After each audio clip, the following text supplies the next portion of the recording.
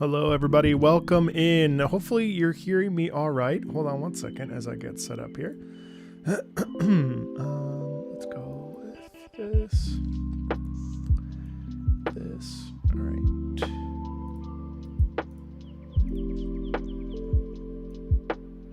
Okay. Hopefully, the balance is good.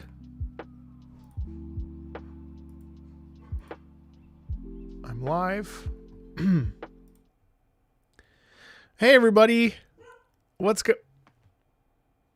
going on, everybody? Welcome in. I'm really excited. So today we're listening to all of Command and Conquer Red Alert 3, which is amazing. The Tiberian Sons Frank Kaplacki friends band made Ace Combat OST cover years ago, and guess what? It was my most played soundtrack cover album last year. I absolutely adored that soundtrack. So I didn't realize that they were friends with Frank Kaplacki, which is really, really cool. You can't wait for me to hear this OST? Yeah, there's a lot to be explored here, so I'm really excited. I of course have to say two things. One is I'm still, to this day, so it's been a couple months since these videos came out, but I'm still genuinely impressed at how well those RTS videos performed, to be honest with you. I'm kind of blown away by them. And of course, like I think in part is that this is a genre of game that so much wants to be revered and respected and have more opportunity for it. I think especially Red Alert here will be really interesting because so much of this is a fundamental turning point for so many of us. Now, I didn't play Command and Conquer, but I did play Empire at War. I did play, Total War, Rome Total War, which are obviously different fundamentally. But Empire at War, the Star Wars RTS, was the dominant RTS that I played growing up. Yeah, and I know that people have talked about how the modern RTS basically has become the MOBA and so on and so forth. So whatever. So with all that being said, I wanted to quickly give a shout out to Dark Lord for suggesting and requesting this particular soundtrack at the tier that they've suggested it at. It's certainly not cheap, and I really appreciate that that Dark Lord has been a supporter for so long. So major shout out to Dark Lord for that. Fun fact, Empire at War was made by XC and C devs? Really? Oh, wow. So I basically played the Star Wars spiritual cousin of Command and Conquer. Okay, so I feel like I understand you. I understand you much more than I maybe originally thought, which is dope. Okay, cool. So the game plan is for today to just crash through this. This is about a 1 hour and 45 minute live stream. Looks like, yes, about 1 hour and 48 minutes. And I will be stopping and starting about 2 or 3 times on 5 tracks. And then really I'll stop and talk about most tracks. But some will be at the beginning and some will be at the ending, blah, blah, blah, blah, blah, blah, blah. But there will be 5 tracks today that I'll be properly sitting down and sort of breaking down at least 2 or 3 times from an emotional perspective. Of course, Hellmarch 3, I believe, is already on the channel, but I can't remember it. So it's fair to say that I might have a lot to talk about there. So without further ado, let us get... Oh, thanks, Don't Care. Appreciate that. That Prime sub. Appreciate you. Let's get started. Yeah, that's true. With Tempest Rising, Stormgate, and Zero Space, and a bunch more coming nowadays, maybe the RTS gamers will get their chance to return to basking in the sun, which is very exciting. So, first track up is Red Alert 3 theme Soviet March. I will be talking a bit throughout this, and so get used to my usual stopping that you are used to if you are a friend of the channels. So here we go. I really appreciate that, Amarasu. Thank you. I really, really, really appreciate that.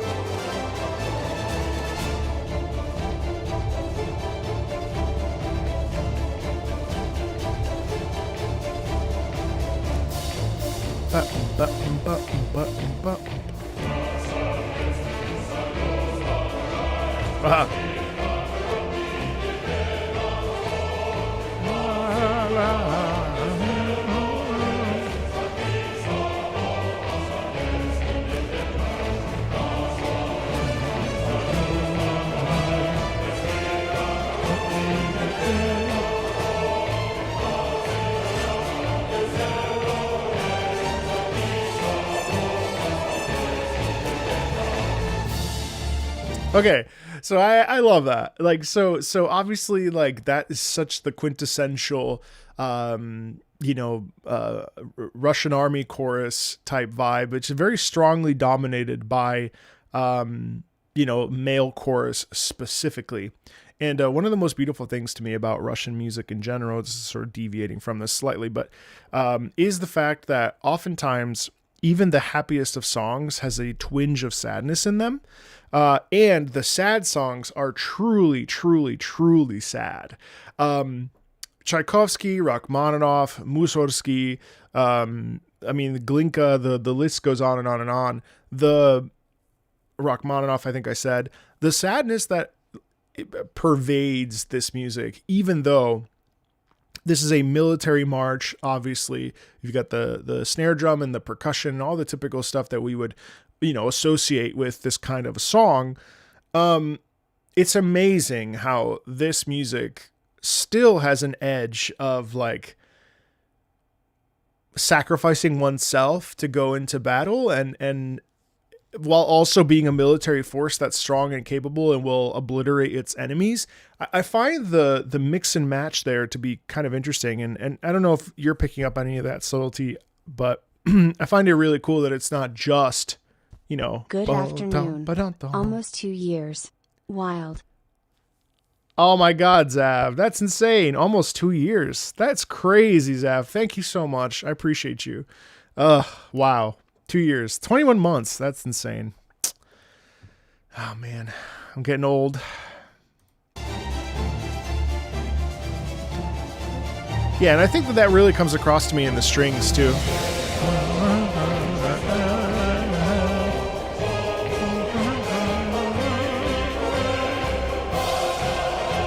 Wow.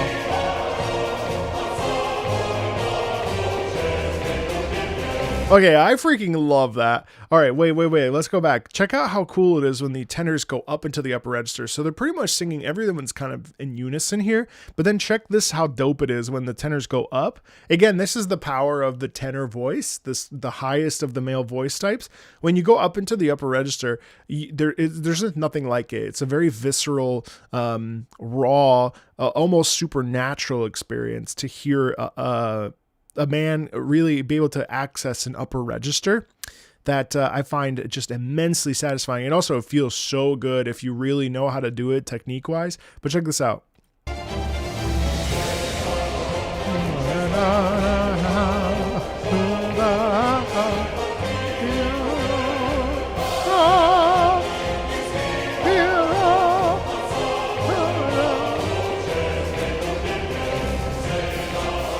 And then you pick up with the cymbal crash.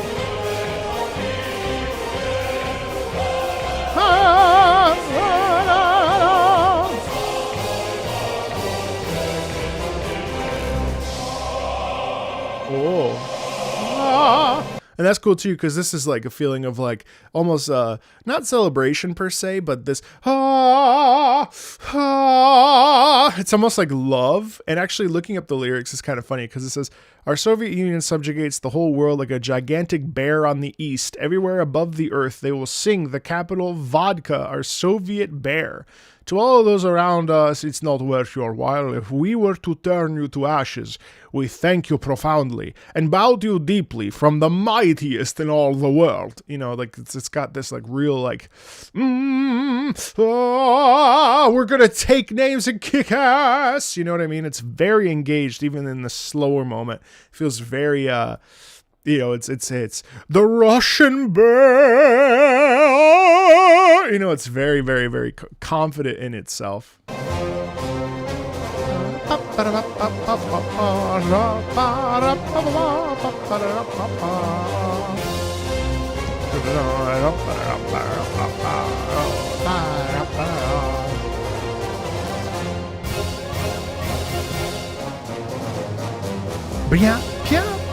Yeah, that's sick. That's classic. So first of all, this little instrumental interlude is so fun. Is really overlude. What the fuck is an overlude? Is so much fun because this moment here, I think, like, really symbolizes like a reset. This often is an occurrence too, that it feels like a reset instrumentally, where we have all the vocal stuff that comes before, then we have a little gap where we're just like sort of vibing with the music. I think it's always really effective.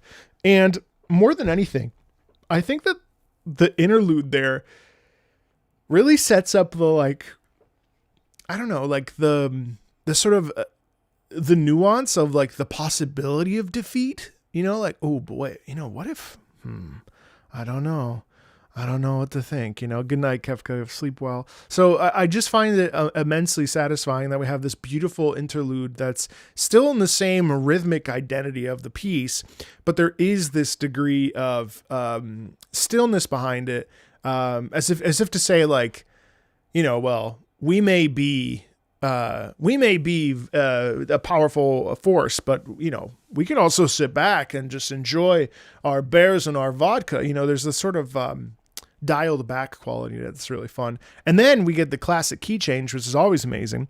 And I think in this particular case, the key change is really about hamming home the idea that we're never going to stop, right? We're never going to surrender. And our responsibility is to get the job done. And that, I think, really comes through.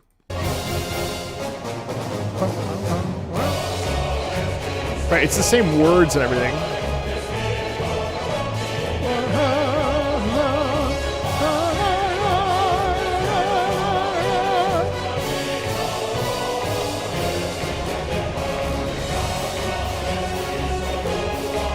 I also love the offbeat cymbal crash, which I think... Can you hear me over the music okay, by the way? The cymbal crash over the music is so satisfying.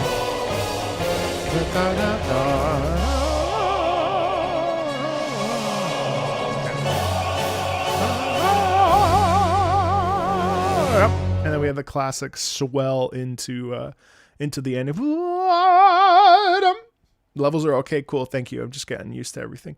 All right, with my new PC. That's awesome. Naszoweski sojusz pokrajet vesmirka kagromny medvenos fotoke. It's like so satisfying. It's so fun.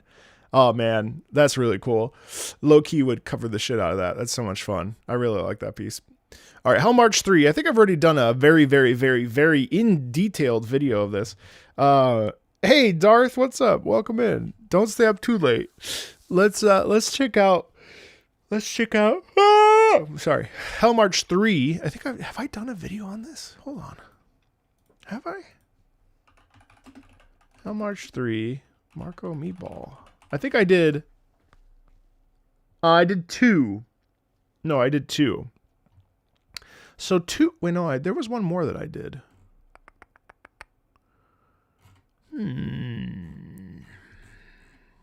Hell March. Was it only 2? There was one more. I swear I did. I guess so. Or maybe I have Hell March. Doesn't matter. Hell March. If you're watching this, chances are that you were absolutely in the prime of your video game life in 2000 when Red Alert 2 was released, or you're just interested in seeing what. Oh, the.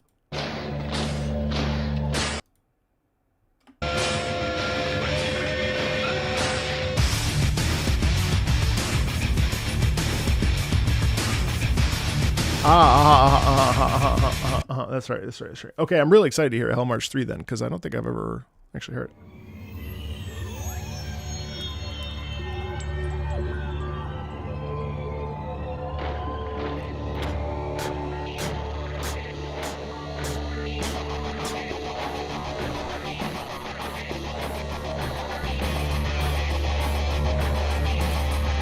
Hey, Ryuki.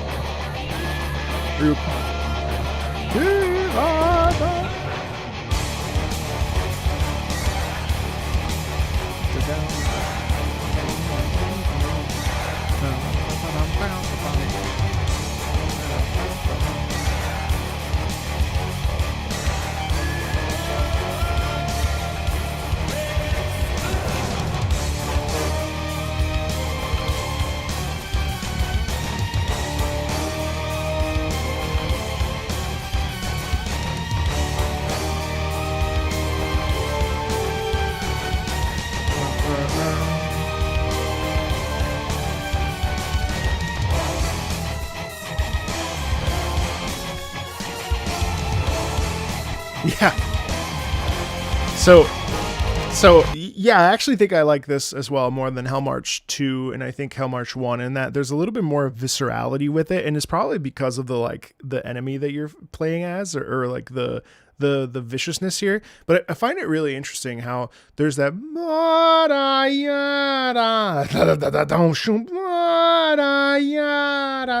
what I find really interesting about that is that gives way to that total like almost what's it called, breaking the Geneva Convention sort of quality in that music. You know what I mean? Like you hear the automatic. I find that's such a little fun detail because it doesn't need to be there, but yet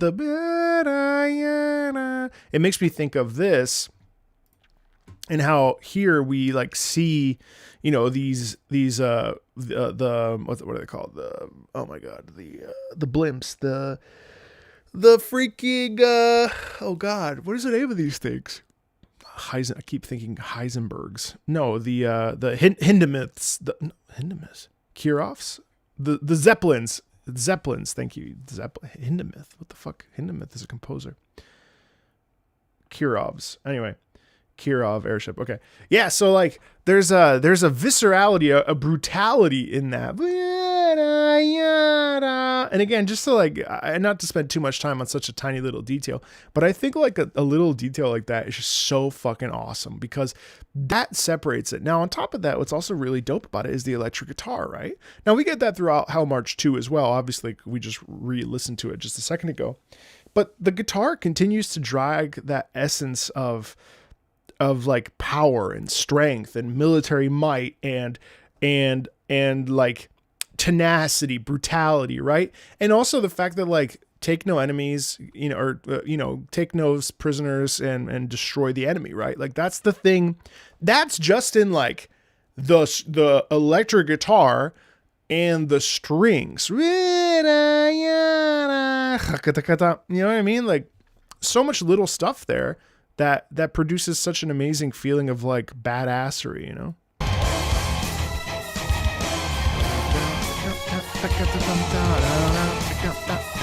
Wait, but like right there too. Same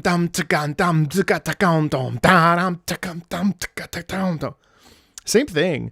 Like that sharp rhythm, that makes the piece, doesn't it? If we were get rid of that, I mean, we have like a really nice piece, but like it doesn't deliver on the intensity, the promise of intensity that we would get if it was like, da da ya da da ya da da da ya da da ya da da da da da da.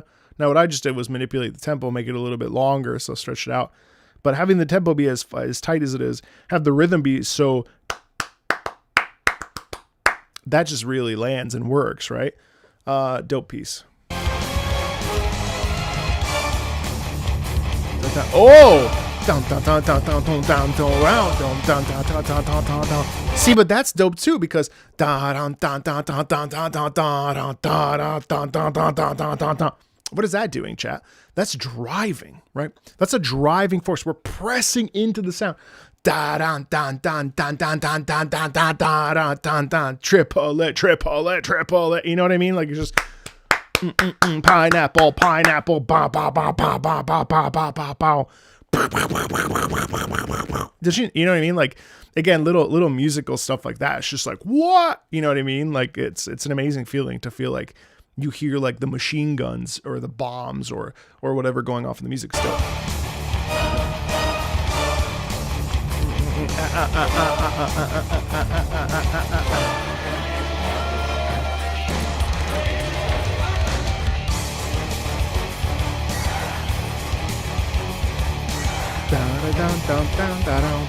But wait, man, there's like a lot of like talkable moments. This is really dope, actually. Sometimes you never know what you're gonna get with a soundtrack. So like I tend to try to be soundtrack agnostic because I believe that even soundtracks I don't necessarily like have value, obviously. But this one has had a bunch of like little micro things that I think are really, really interesting that myself actually want to talk about. And not just because like I've been asked to stop and start during this piece, but like, so something happens right there. Hold on, let me rewind. I'm not yawning because I'm bored. I'm yawning because I'm like tired and stressed. Listen to this. Right there. Da da da da ya da da. So we have basically like pretty small movement. Da da da da ya da da. So we're going just tiny leaps. Da da da da ya da da. So that to me also is like hungry for blood, you know what I mean? Or like excitement or enthusiasm to like go to war. Da da da da ya da da. It's just epic, right? It's like such a sense of badassery in that, and just a little phrase da da da da ya da da da da da da da da da. You know what I mean? Like that's like it almost feels like growling or like spitting, kind of da da da da da da. You know, like you grit to your teeth or whatever, and you just launch in. It's so fucking cool. And obviously the chant, of course. I don't think I have starter. And then we reset. That's cool. We're resetting into the...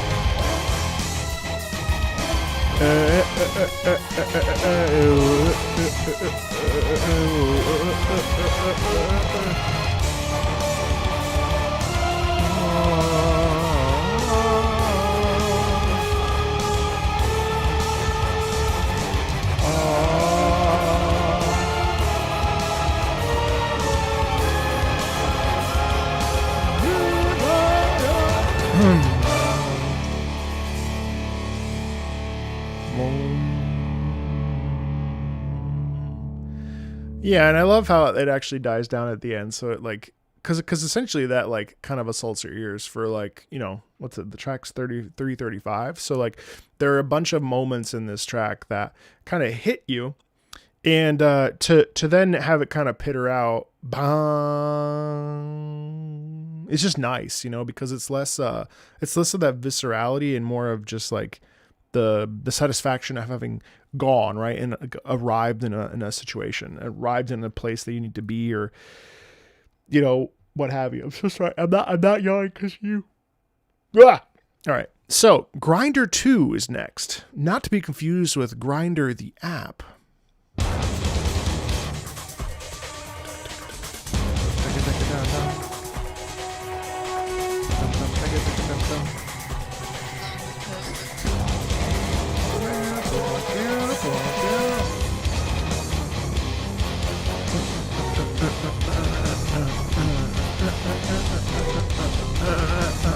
Здравствуйте.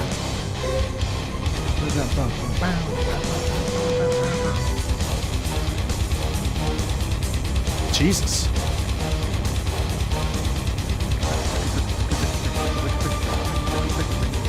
Love that double bass drum there.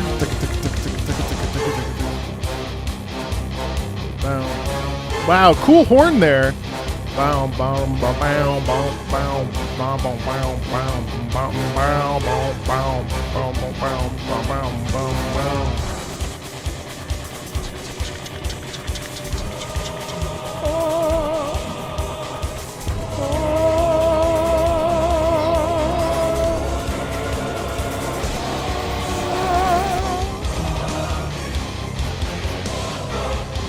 That's cool.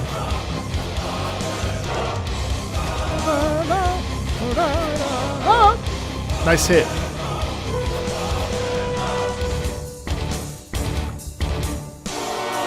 Whoa.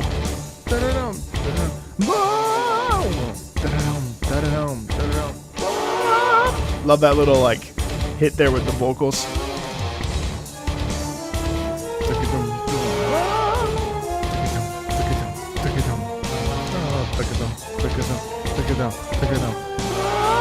That's really cool.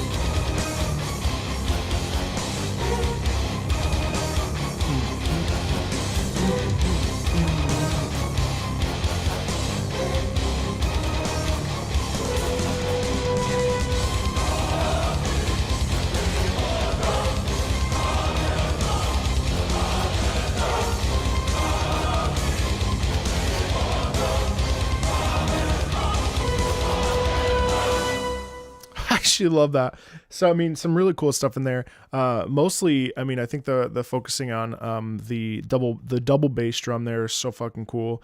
I also just appreciate them. So I've been actually looking for tracks, not quite this hard, I'd say, but I've been looking for tracks that balance the beauty between like classical music and symphonic metal. I think that felt pretty close to what I've sort of been looking for. This idea of using like vocals and like that's a real proper like operatic choral. So just for the sake of conversation. So in choirs, it depends on the type of choir, but like for something like these are absolutely opera vocals, and it's really dope when you get a room full of opera singers singing in a like a massive sort of sound. And in this particular case, I really love, just as a general note, even just 3 tracks in, I really love how dominant the male chorus is. Well, I just suppose that makes sense because the chorus represents the soldiers, right? But something really dope is the fact that we're using the vocals to double with the horn going to that come bop. So then you get the guys going ah, and it's just so cool because of the way that the singers kind of ride up the scale and sort of slide up to it. It's really dope because it gives the feeling of audacity, danger, power. It's very machismo. It's very, like, well, see, so machismo is funny because I think machismo as a phrase is like a guy who is showboating but can't actually do anything with it. Whereas with this is like pure unadulterated testosterone. And I think that's what sticks out to me. And I think like even the singers the tenors especially going up like that is such like I have a huge dick moment. You know what I mean? Excuse me. I mean, all right, listen, don't demonetize me. But you know what I mean? Like that's the energy about it that I really like. All right, here's Hell March 1.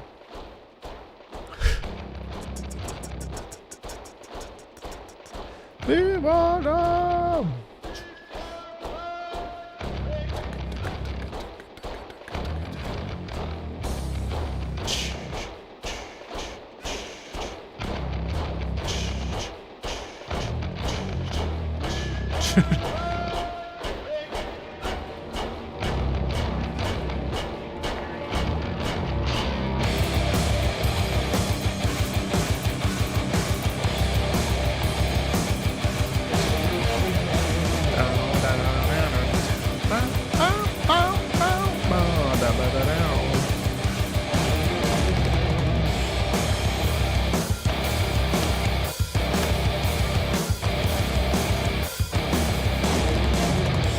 Definitely a faster tempo here.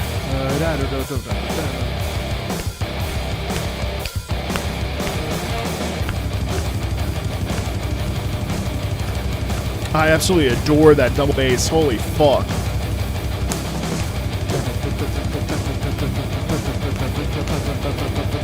It's actually a natural crescendo there too.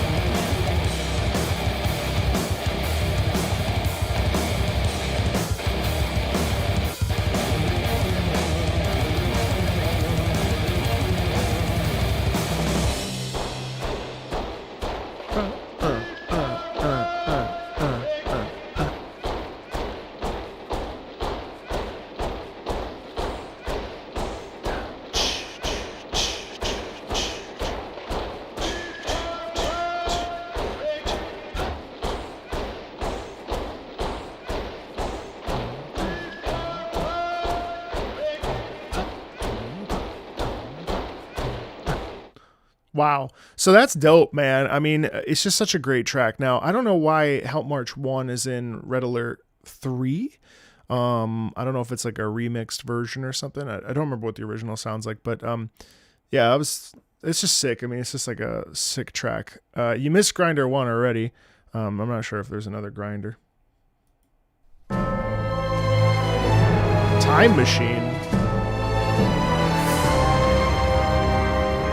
Sounds like it's a bad situation to be in, though.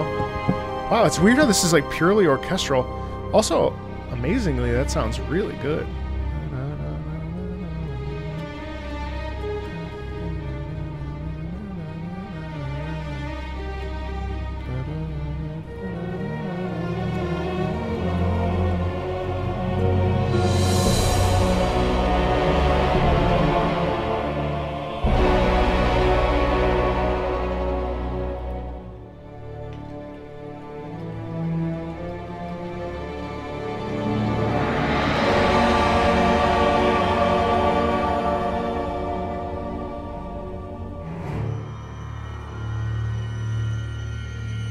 They zap Einstein.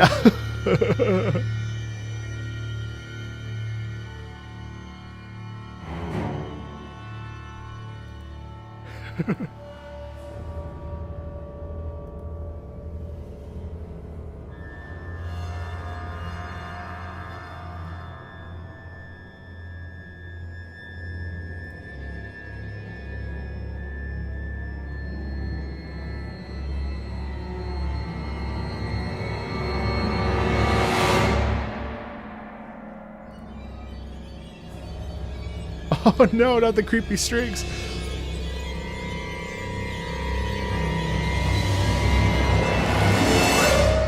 Boop. All right, the Might of the Empire. Hang on one second though before we go on. Let me just confirm which tracks. Helmar Street European Intrigue is in 2 tracks. Okay. All right, cool. Just want to make sure I'm on. What?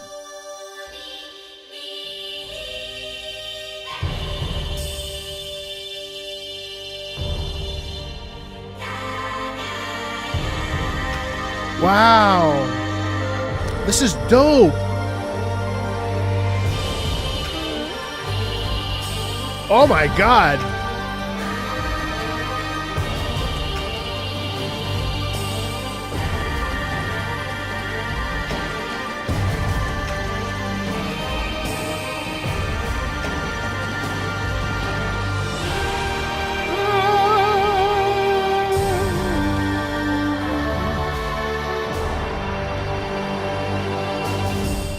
Dude, that's so fucking good. So just really quickly, just to like highlight that, I mean, I wish it was longer and it expanded on itself a little bit more because it's such a good track. But like what I find really neat about that is that it still has like a Russian vocal sound, like the language itself.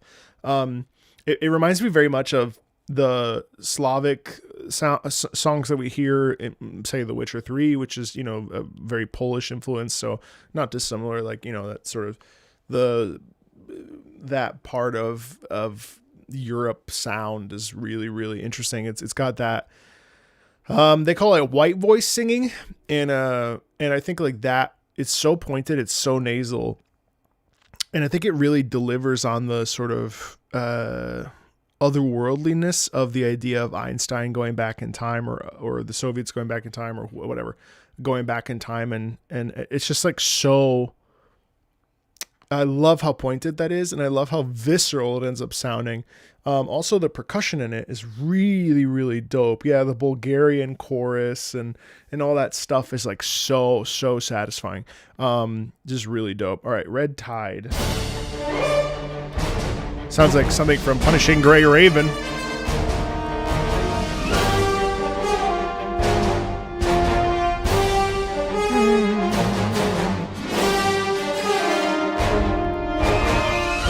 I'm surprised by how much orchestra there is.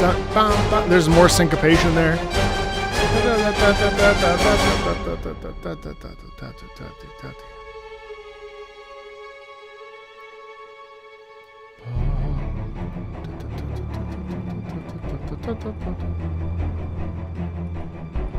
This is like plotting, you know?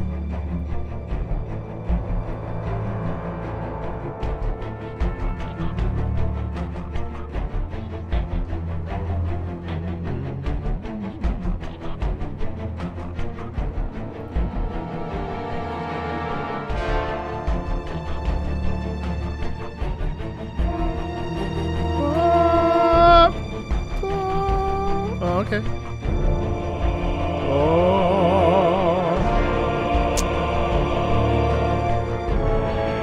Yes.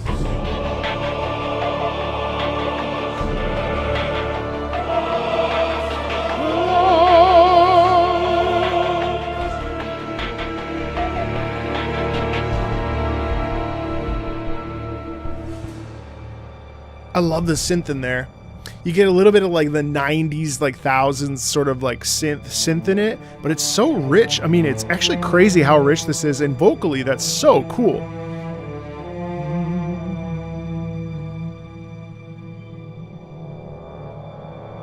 And there's the tension. Ever so slight dissonance there. I'm very impressed by this soundtrack so far. Dun, dun, bum, bum. Love the heavy brass. That's dope.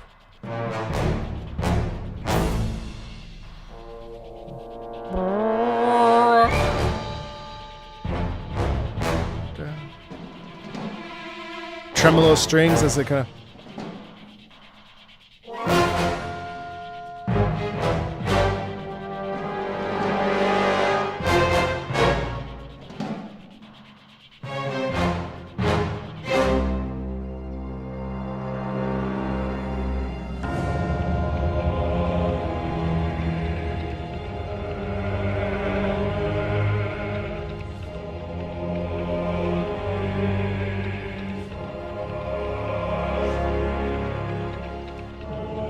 It's almost an espionage. It's so interesting.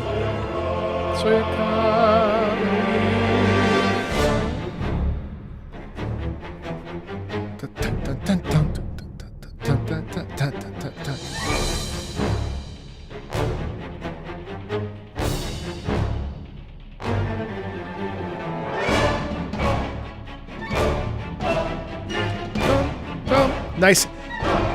So.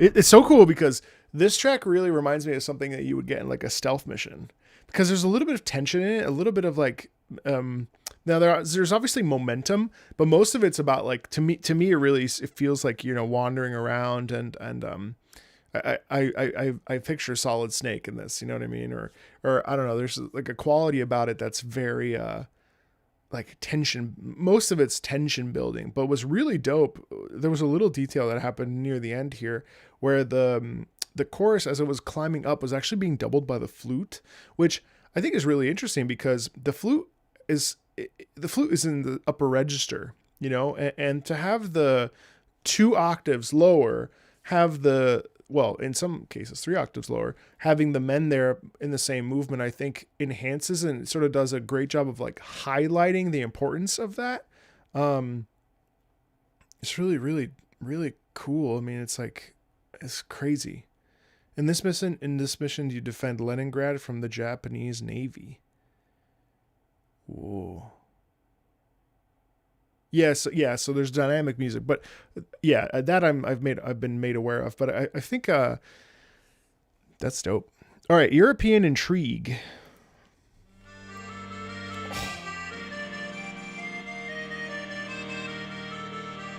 Love it.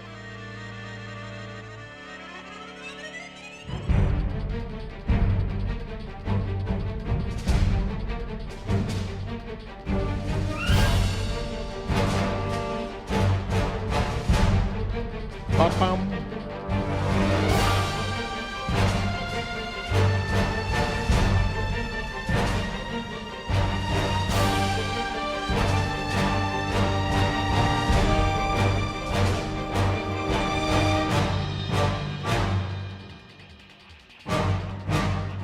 Okay, so a couple of thoughts. This is a track I'm analyzing. So one of the really cool things is obviously just the start really squarely places us either in Italy or France. It's definitely France, but you never know. It could be Italy too.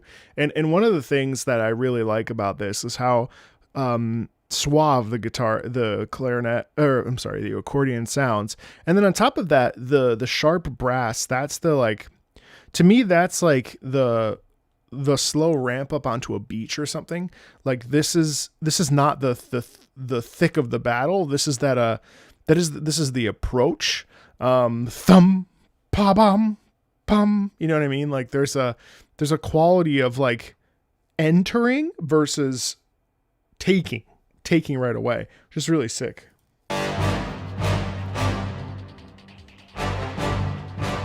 Yeah, because you get the back sound. That's the like explorative sort of technologically advanced sound. Again, very much Metal Gear Solid there as well. You know, that feeling of like entering something and going somewhere and doing something.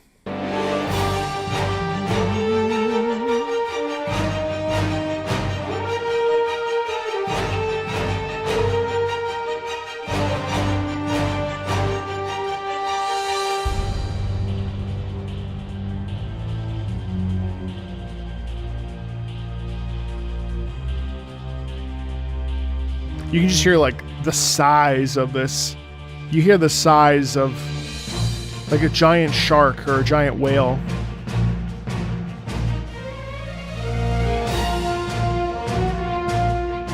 Of course, Cole.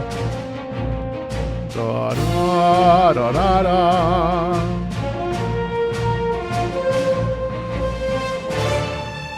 So that little musical gesture right there, da da da ya, da da ba ba, that to me is that sounds like confidence, right? That sounds like, okay, boys, you can do it, you know.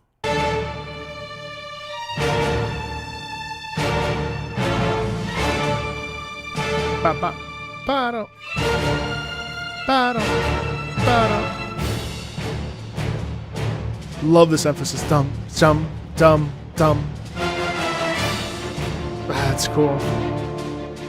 So it's a really fun thing to go from bum, bum, bum to then go ba ba ba ba. You notice how like that just hits in a different way when you go from dum, dum, dum, dum, da da da dum, dum, dum, dum. Ba da da da ba. Like it just the difference there, tempo, volume wise is so significant.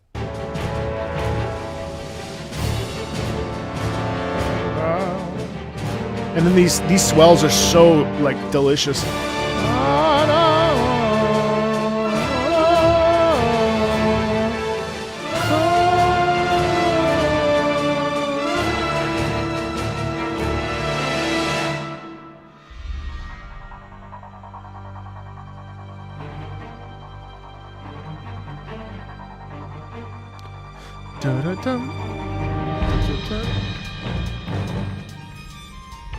God, I love that.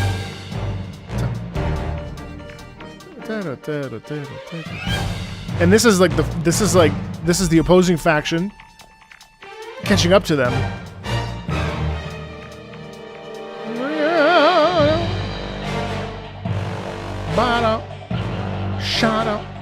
Oh, I love the tension.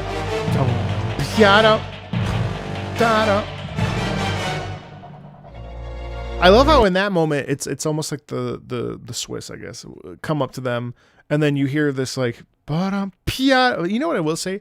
So much of this has been really interesting to me because of the way that we're using rhythm with there's not a lot of length. In fact, a lot of stuff in here is very short, choppy, legato. Well, there is legato, obviously, but in general, the thing that really sticks out is how much swelling and crescendo and some really nice sforzando, which is to go and then pull back, which is such an effective way of building tension, exists throughout this track. I really like this part especially.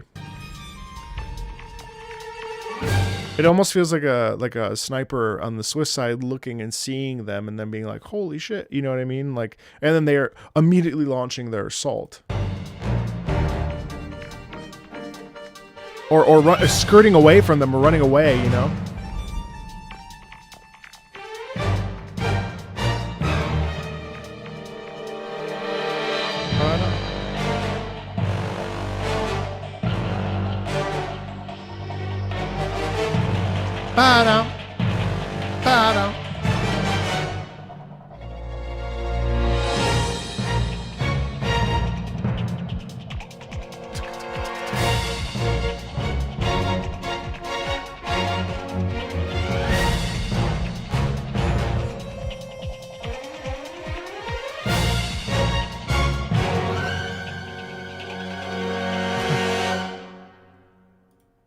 That's weird that it doesn't end.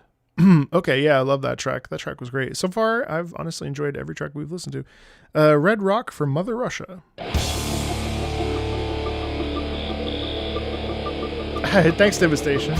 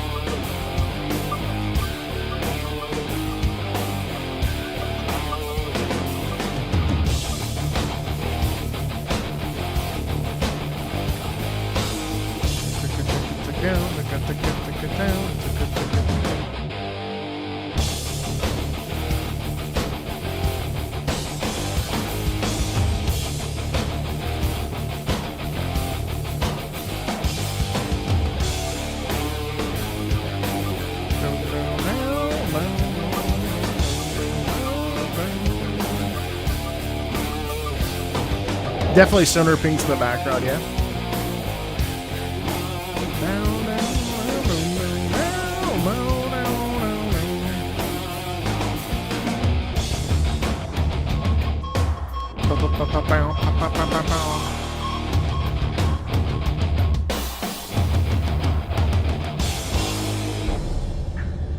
Huh.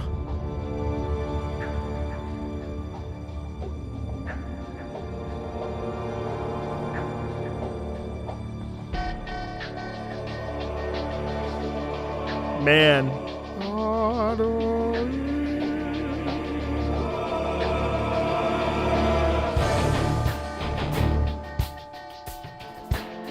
Love that reset there with the chorus.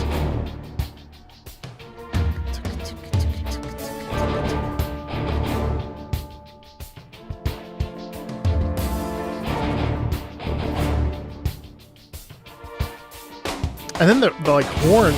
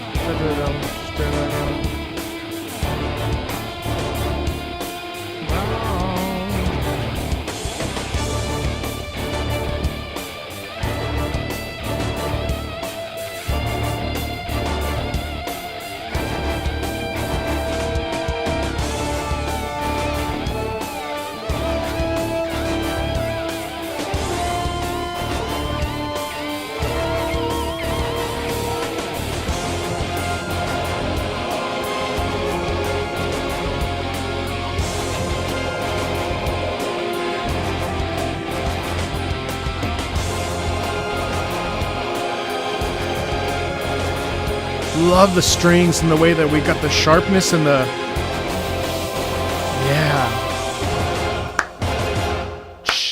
no more. Oh man, I loved how we had, especially in this back half, we had the strings kind of going real legato like, where we have the boom bam doom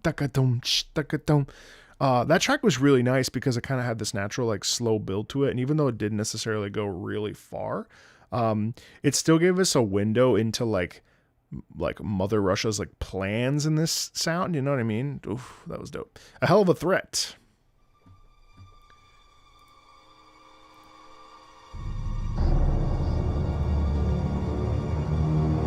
Red Alert 3 playthrough when? I feel like I would suck. I think I have it. Do I have it here? Let's see.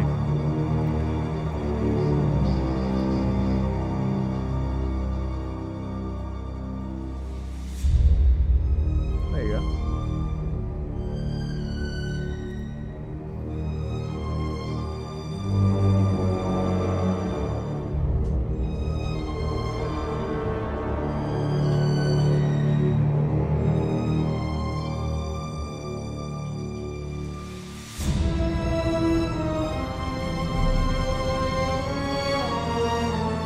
No, this is all like really, really like something terrible is happening. Oh, I didn't realize I was sitting so far back, guys. I was just chilling. Oh, this uses the actual people, the actors. Again, love the sharp horns there. Oh, what's Lennon doing in this? Did they bring Lennon back from the dead?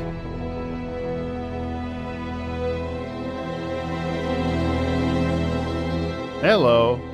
It's time to play. What? Wait a second. Isn't that, hold on, no. Isn't that, what's his name? Wait a second. What? What? Hold on. Hold on. Yeah. Okay, first of all, that looks like, it's this guy. This guy. The character actor who's in like a bunch of games. Isn't that, this is fucking... J. Jonah Jameson, oh my god, Peter Stormare, yeah, that's right, and J.K. Simmons is the president of the United States. Oh man, hold on. Those commies running back to their mommies? Send those commies back to their mommies? If I knew anything, I would tell you! This war should never have happened. We went back in time to save ourselves and everything changed. Tim Curry? While we were busy fighting the Red Menace, this... What the fuck? This guy, oh my god, is this a movie? Empire of the Rising Sun was secretly preparing for war. It appears that the Empire has mounted a full-scale assault. They are assembling a joint task force to attack our... Oh no.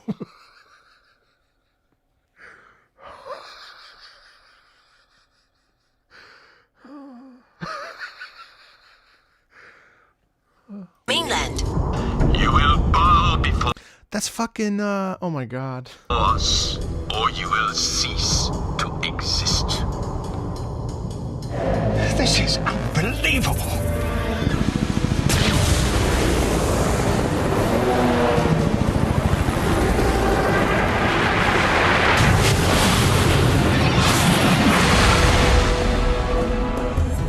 Bro, if you want to have like a one-off Red Alert 3, just a one-off like 2-hour live stream just fucking around with Command and Conquer, I'll do it. But I mean, like, it has to be like super low-key, like kind of for laughs, like not like playing it too seriously. I'll do it. Just a one-off. I probably wouldn't commit. I probably wouldn't commit to a full playthrough, but I can commit to like a one-off because it seems like it'd be really fun and you guys are super chill. So if you guys want that, I'm happy to do it. All right, the Big Apple.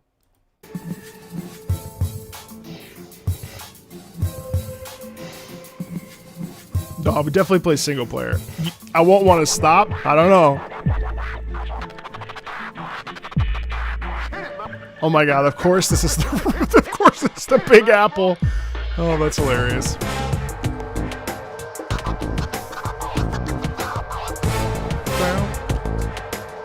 I mean, I don't know. I could be crazy about it. I haven't played an RTS in so long.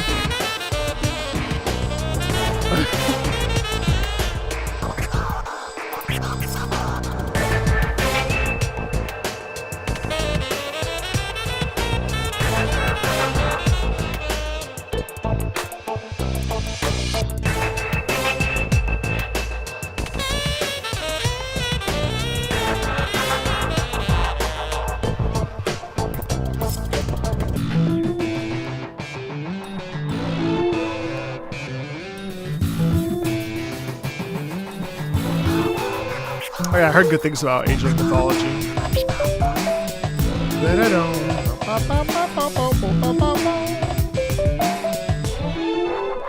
This is New York City, not.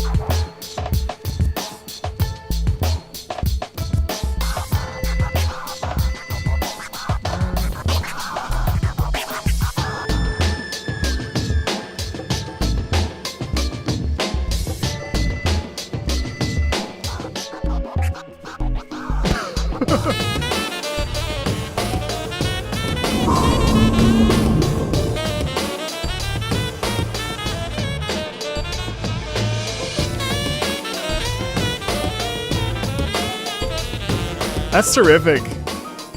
That is crazy.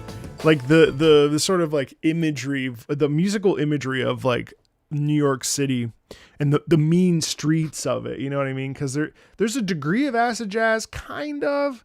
But I suppose acid jazz is a fusion of what? If I recall, acid jazz is a fusion of hip hop, R&B, and funk.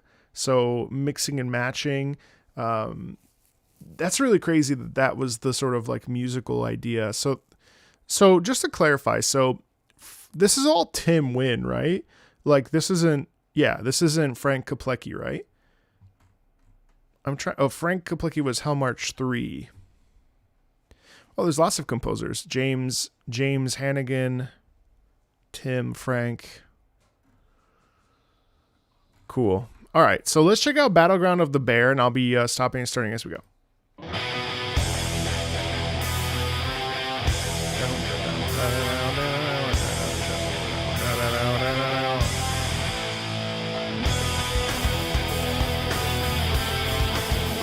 Yeah, so right off the bat, like this is sick because we instantly get thrust into like the action here. First of all, right?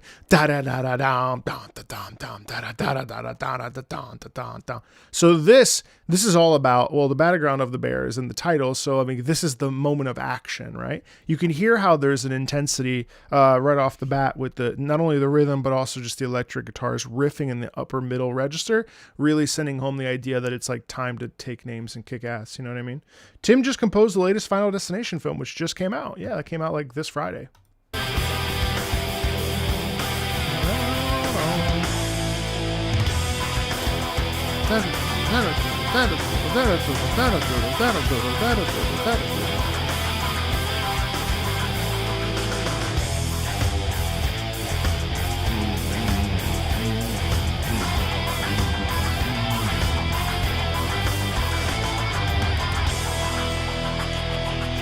So right there too, I find that really, the little musical phrase really interesting. Ba da da ya da da da. That's to say like, all right, we're here, we're going to do it, we're going to get it done. Ba da da ba da da da. That's a sound that's like a feeling of strength, a feeling of like confidence, a feeling of like being, focused and determined. I love how even just like a little tiny musical phrase can like indicate like an emotional state. You know what I mean?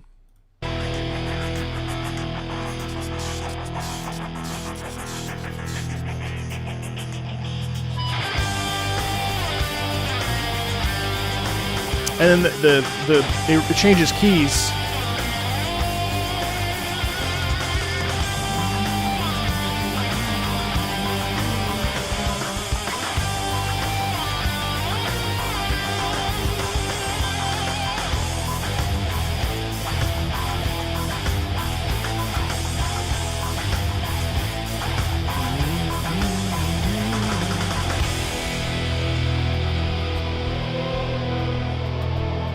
Oh.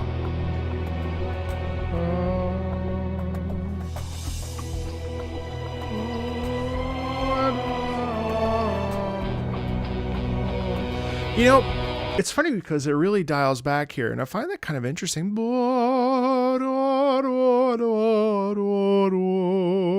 So when we have that languishing melody there, da-dee-da-dee-da-dee, that's very, very, very like heartfelt, plaintive, somber, almost as if like we're throwing our lives on the line.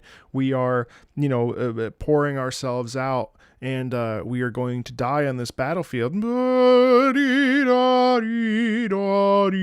That's actually like really poignant there. The shifting from like the intensity of it, maybe we're getting our asses kicked, and in that moment we have this sense of like, what is my young life for? You know what I mean?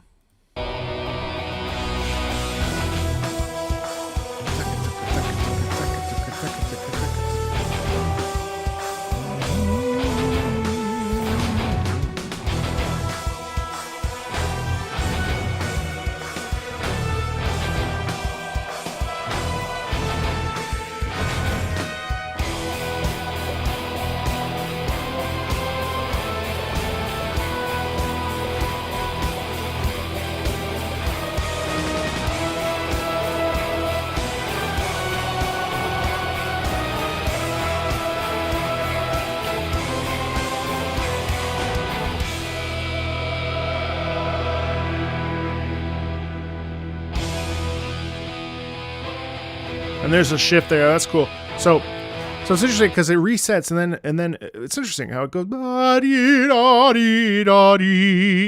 I've done too many covers now, so now people know that I still sing. That's a problem, because now I need to. I put the first part, not the third. Yeah, you're right. Oops. I don't think it's probably not important. Now people know that I can still sing. So, if you haven't seen my covers and you want to, there's 2 up right now from Expedition 33. Really good music and really good covers that I'm really proud of. So if you want to check those out, but now suddenly I'm no longer a former opera singer, so I need to. I'm officially an opera singer once again. Imagine. Anyway, so I love this. And then we have a big shift here. We kind of slow down, shift, and then go back into a refound sense of purpose, maybe. Especially with the guitar.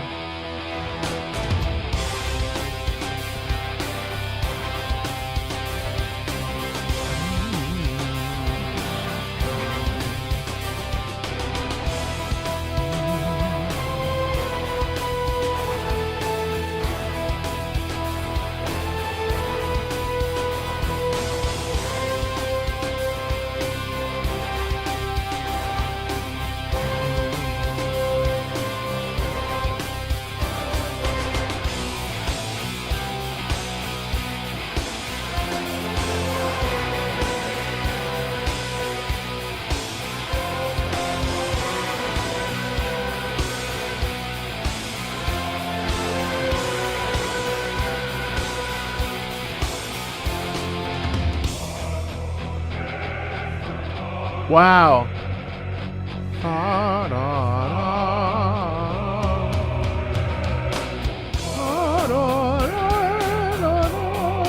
That's cool.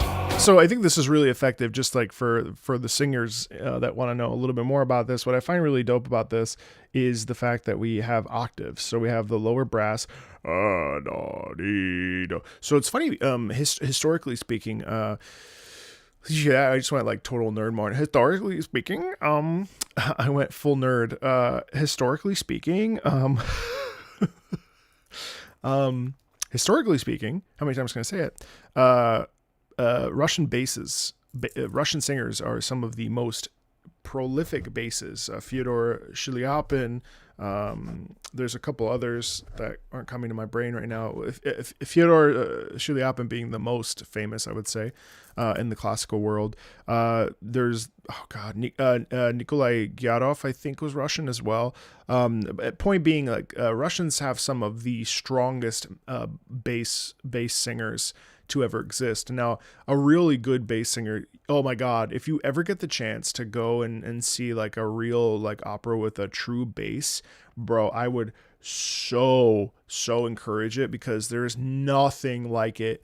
There's nothing like it. So on the opposite spectrum, you get tenors, or Boris Godunov is a great opera. If you go on the opposite spectrum, you got crazy high tenors where like literally standing next to them, your ears want to fall off.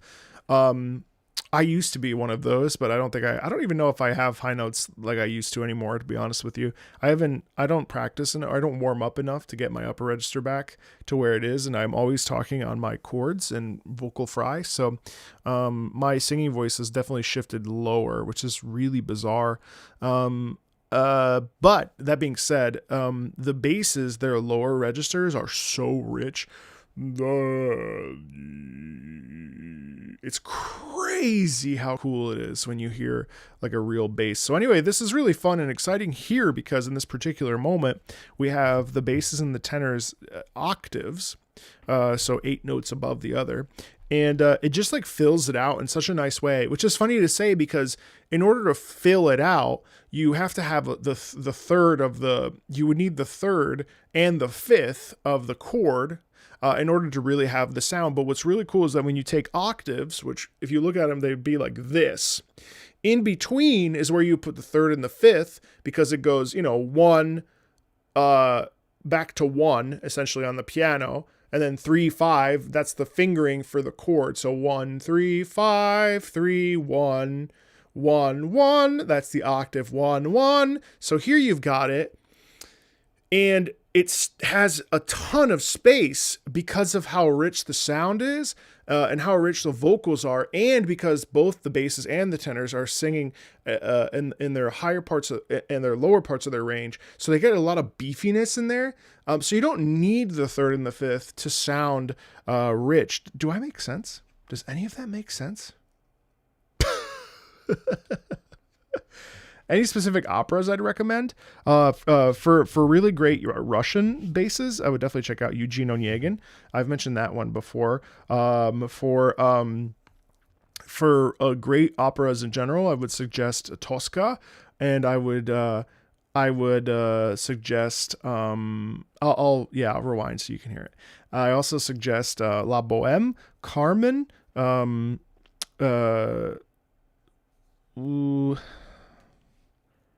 La Traviata. Those are kind of the... So here's what I mean. Let me try to repeat it.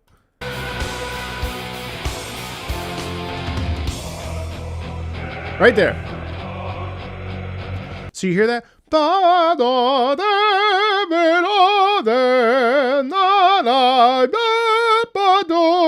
Right? So that's the upper voices. And then an octave below... two octaves. You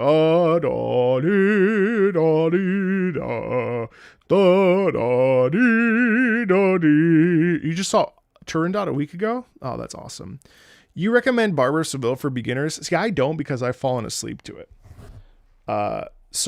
But if you like, Barber of Seville is really charming if you can get past the sections that are just recitativo, which is just the bring orsu presto, via mangiamo, io voglio savorire il goder, pam pam, io voglio vederti, amore mio, guarda che io vedo, bring, la sforza, dell'amica, bam bam bam.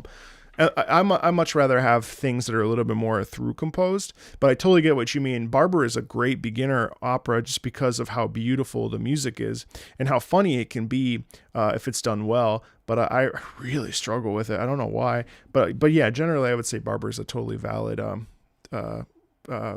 piece. All right, let's check out Red Storm over Brighton Beach.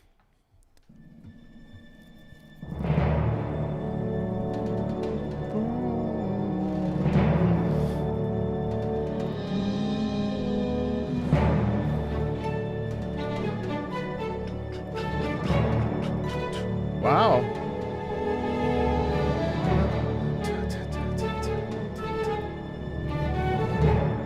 That's very enthusiastic and beautiful. My last opera was Macbeth. Are those bongos back there? No.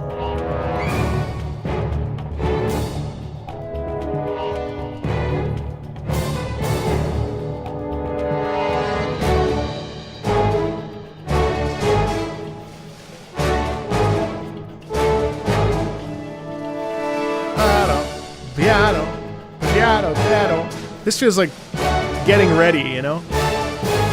With enthusiasm. Oh, we got this, you know?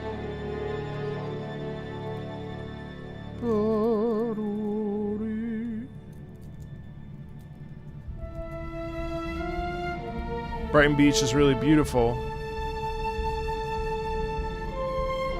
It's not one of those rocky beaches.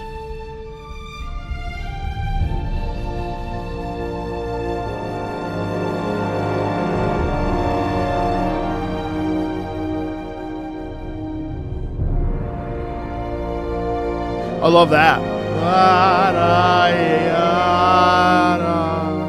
It's very expansive.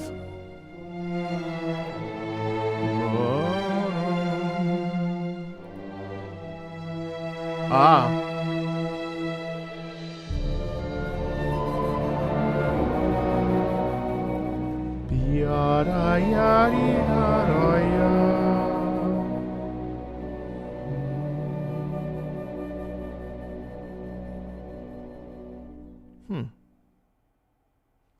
I ordered a bathrobe. You know you're old when you're like, I need a cozy bathrobe. If I had this bathrobe already, I would be wearing it right now. I put on my fiance's bathrobe the other day because I was like cold and I had a stomach ache, and I put it on and I like buttoned myself up in it, and it was like one of those like super fuzzy, you know, like very, very like, it has like bright little gray hearts on it. It's like the most feminine thing ever. And I just like, it was like a warm hug. So I bought myself a bathrobe. I'm really excited. Anyway, I just got the notification that it shipped, so it's not relevant to this conversation, but I thought you should know. Bathrobe! Fuck yeah!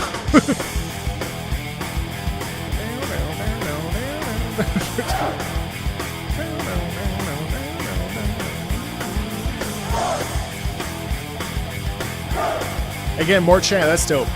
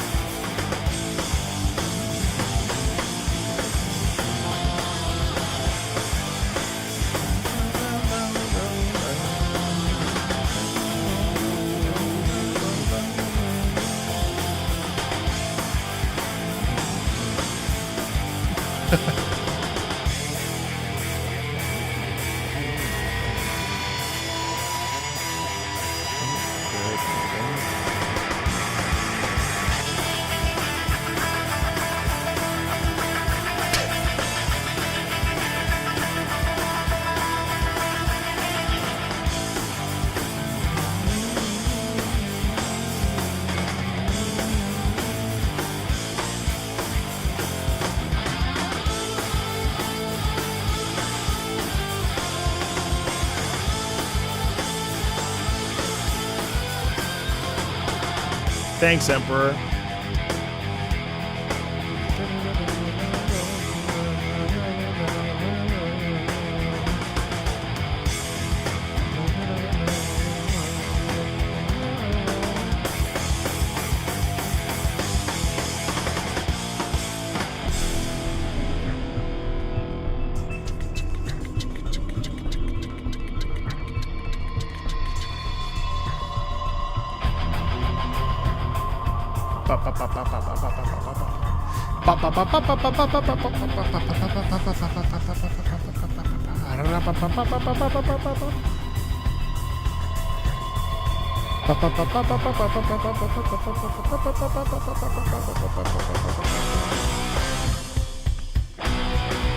Love that. That bass drum back there.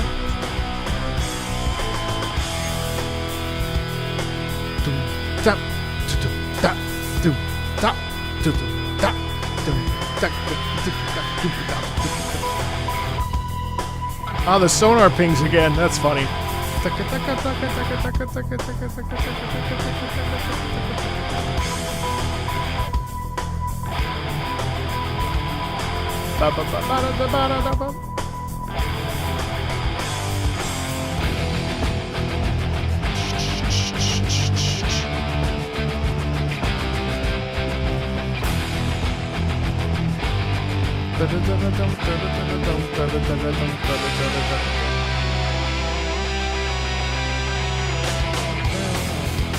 Found.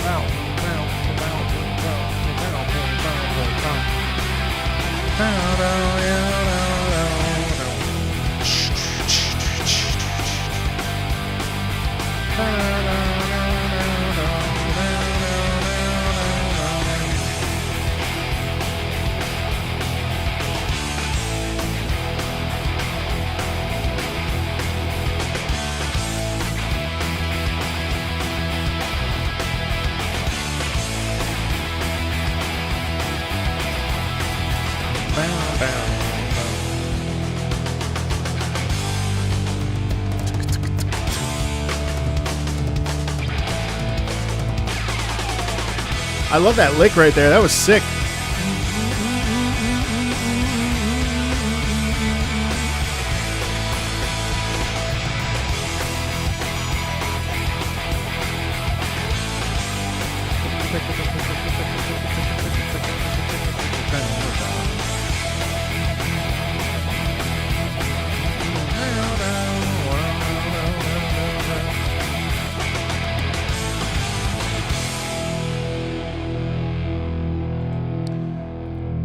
You know, weirdly, that was the one track so far that I've kind of been like, okay, it's nice, but I wasn't like, that's not a track I would put on and like listen to in the car per se. But it's also really fun. I don't know, that track, like, it's weird because that track, I think if it was like 1 minute shorter, I probably would have sat with it better. I don't know why.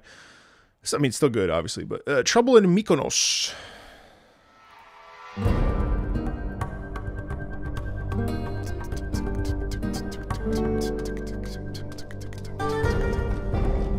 That's cool.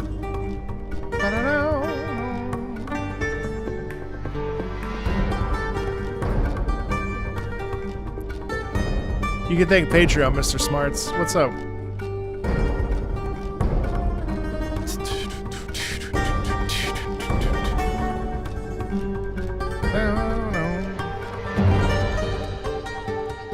That's fine. You can disagree with me all you want. I don't have a problem with that at all.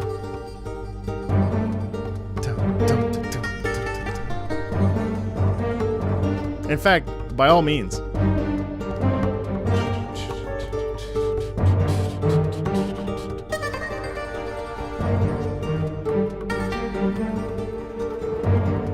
Thank you for disagreeing with respect. I gotta get a sign, actually.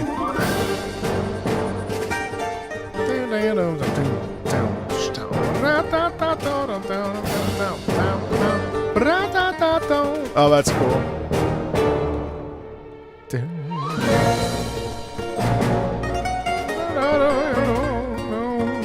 Oh, I love this.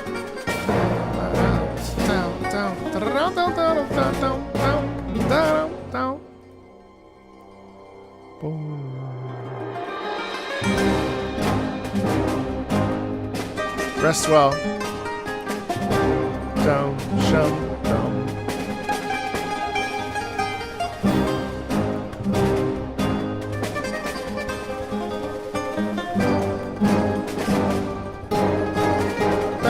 Dum, dum, dum. Oh, why?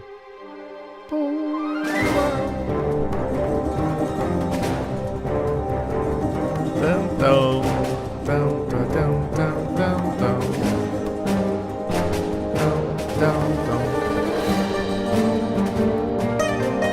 Oh, that's so cool.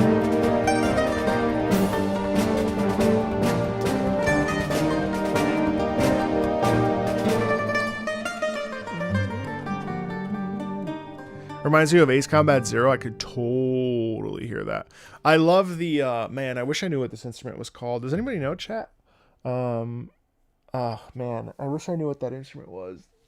Oh, that's so satisfying. I love that sound.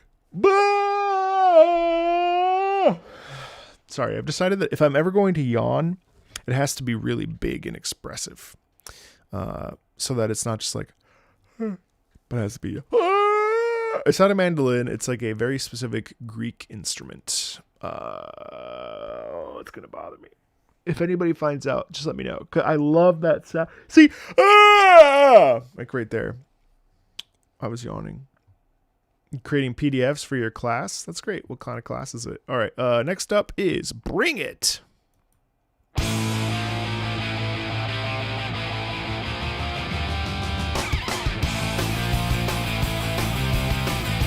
Uzuki? I think you might be right.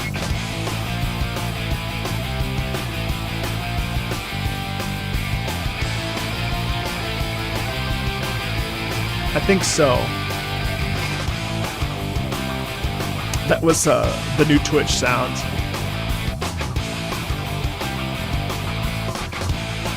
That is what I imagine an Italian dad in his late 50s would yawn like. Get the fuck out. Get the fuck out.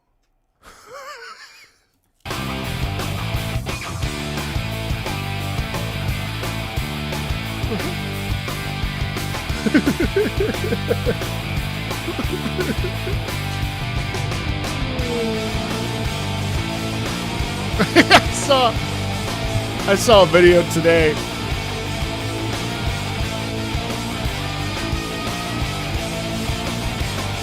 Technically, it's my right. Oh no.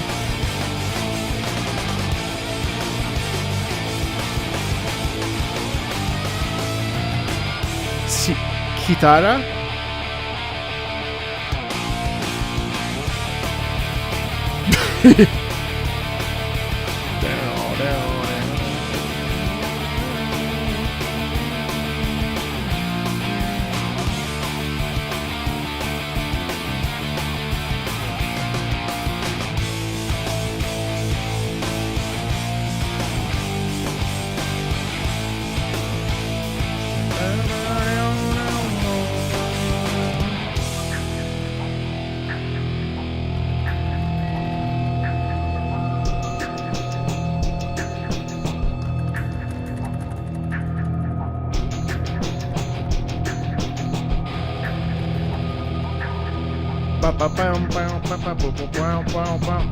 That's so cool.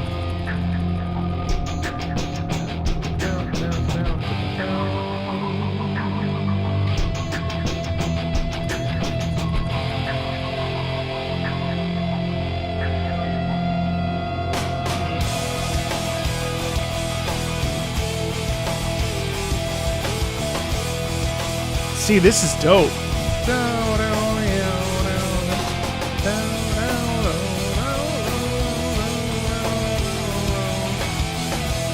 Ah, the zither. Yes, thank you.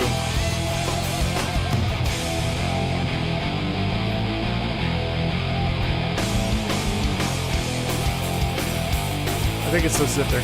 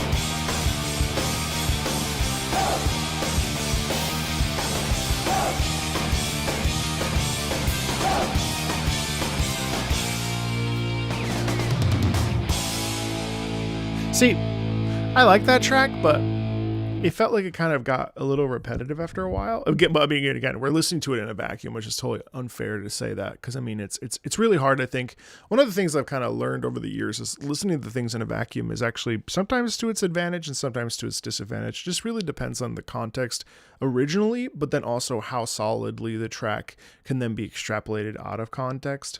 So it's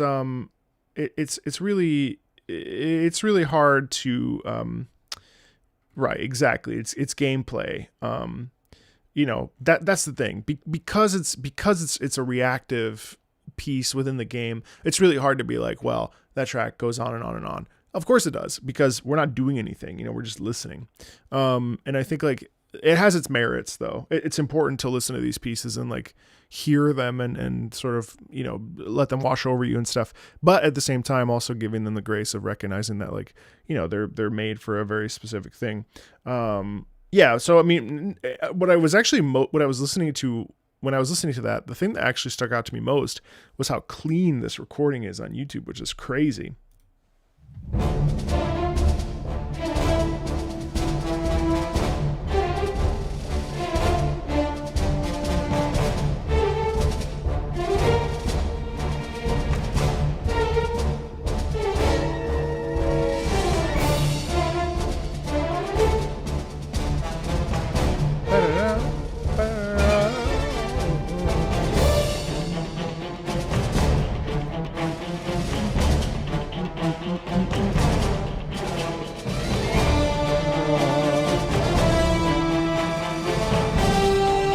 Love those horns though, huh?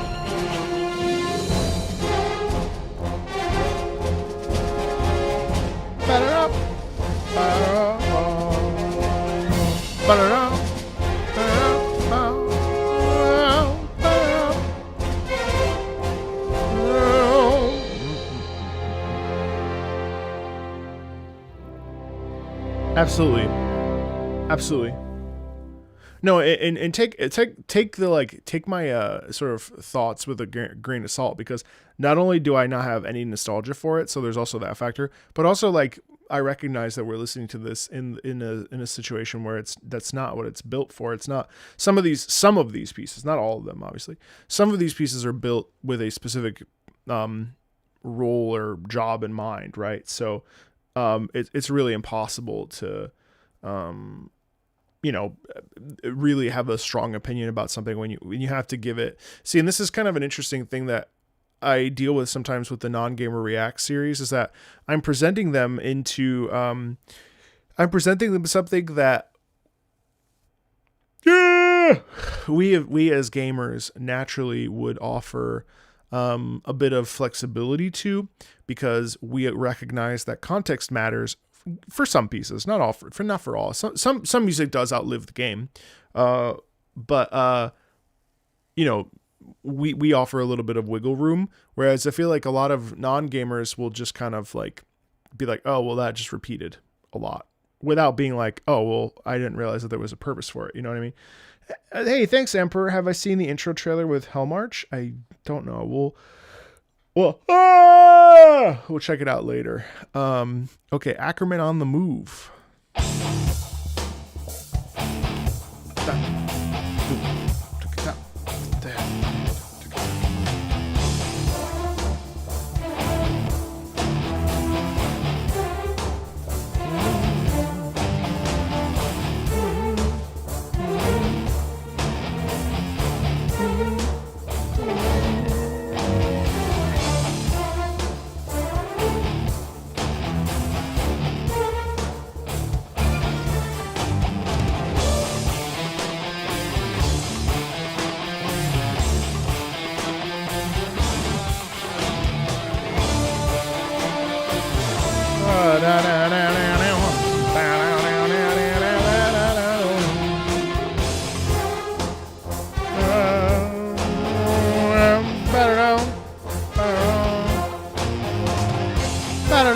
Oh, that's cool.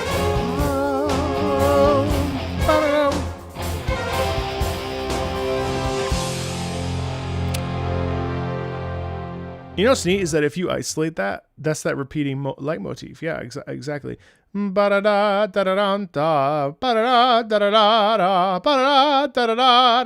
really dope. All right, enter the Shogun Executioner, which is the next track I will be analyzing. And the last of these tracks I will be analyzing. The rest of these we'll just be kind of listening to. And as things kind of come to my brain, I may say them. This is Enter the Shogun Executioner.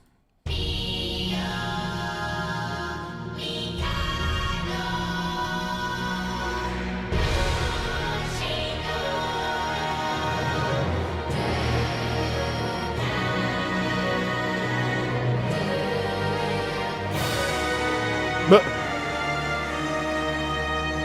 so I love that. So that's just like out of world, otherworldly, out of, just like the most majestic, they talk about the Mikado. There's this like sense of reverie and like looking at almost like a human being that has been turned God. There's this ascension. I mean, it's so pointed and nasal, almost to the point of being abrasive, right? That really works, I think, actually, with the amount of singers in that case to highlight just how majestic and full of reverence we are for the Shogun Executioner, whatever that is, you know what I mean? Which apparently is a giant mech. Oh, yeah.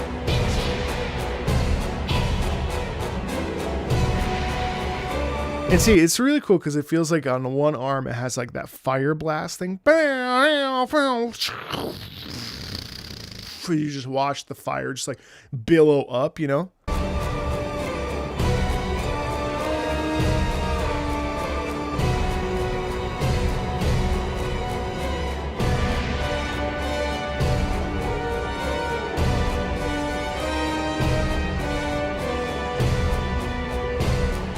And you hear the stomping too.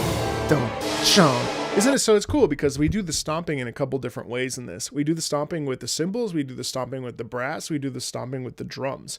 All three of those instrument combinations I guess combinations is doubles, but the combination of instruments really does a great job of sending home the idea of like, the walking and the movement and the stomping and the, the momentum of this being, which is so fun, I love how music can create. This is a time tradition of a time old tradition, of incorporating sound to produce. There's a famous another great opera. If you've never seen an opera before, and by the way, I don't care if you've never seen opera. Like, it doesn't matter to me. Like, it's cool if you want to expose yourself to something new, but like by all means, like whatever. If you just want to like listen to video game music or check out the channel and just hang out, like. You don't have to go see an opera. If being in proximity to over the internet to an opera singer is something that's appealing to you, then hey, by all means. But if you ever wanted to check out Rigoletto, there's a storm trio that happens in Act 3 where you can hear the wind howling. The chorus goes. You hear the wind of like, oh my God, what's going to happen? You also feel the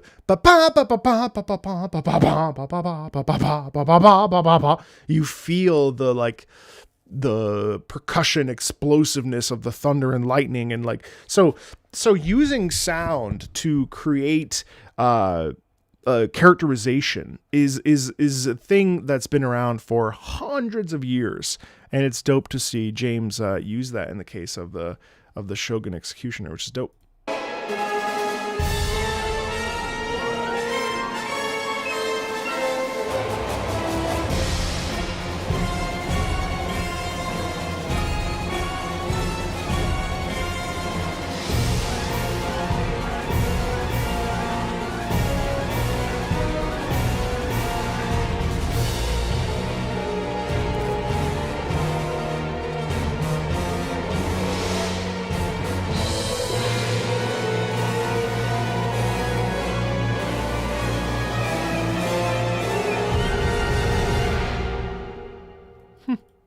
I like how it almost feels like it's like rising out of the water or climbing over the top of a mountain or something. And it's like, oh shit, the Shogun Mexican. You know what I mean? Like it's dope. All right, The Empire Strikes.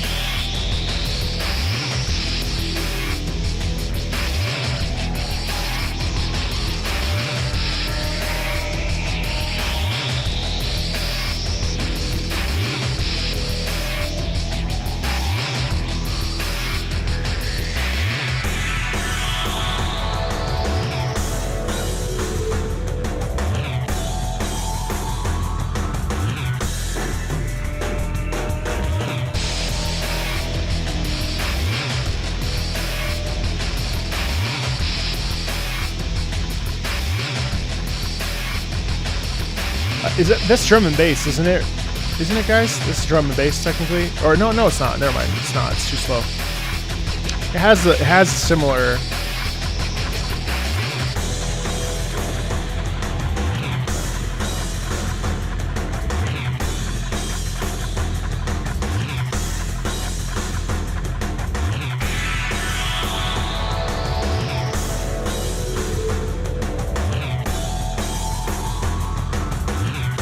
Feels like it's too slow, yeah. Too many, there's way too many. There's way too many stuff. Too many, like, genres and subgenres.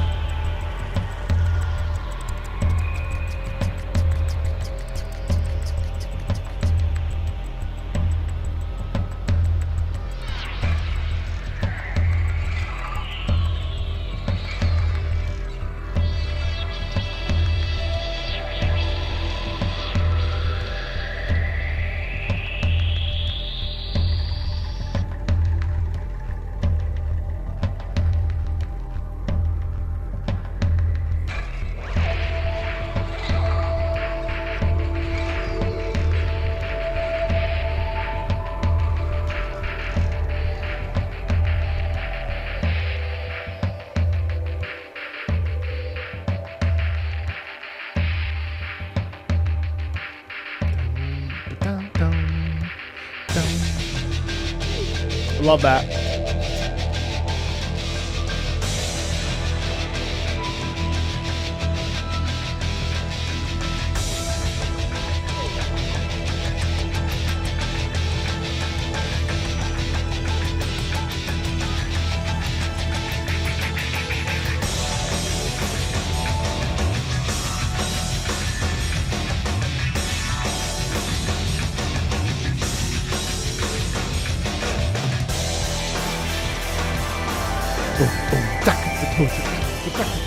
I started to really appreciate the way that the drums kind of kick in, and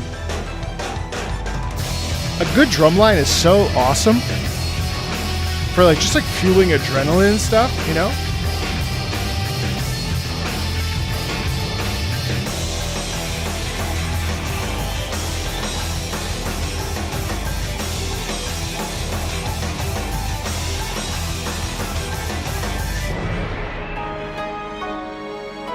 Huh? Oh. Suddenly major. Okay, removing the Emperor.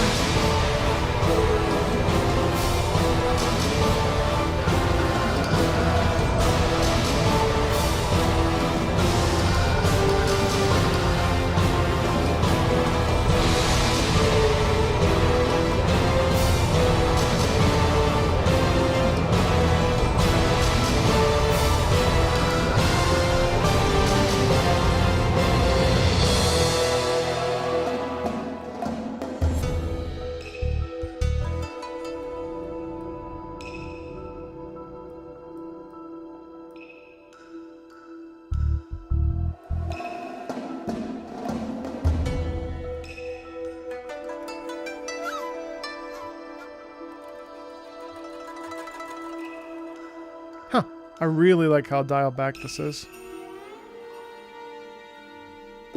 Bye.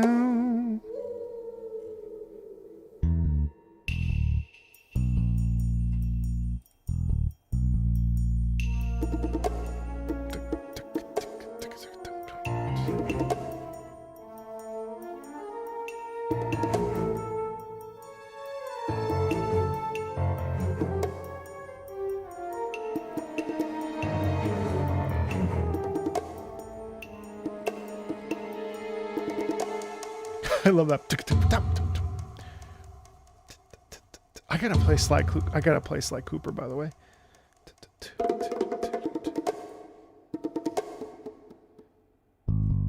Be-doom.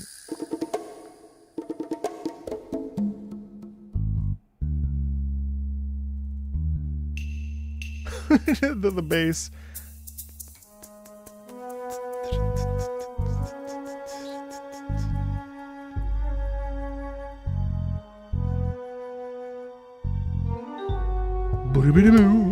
It's like a classic stealth noise. It's classic.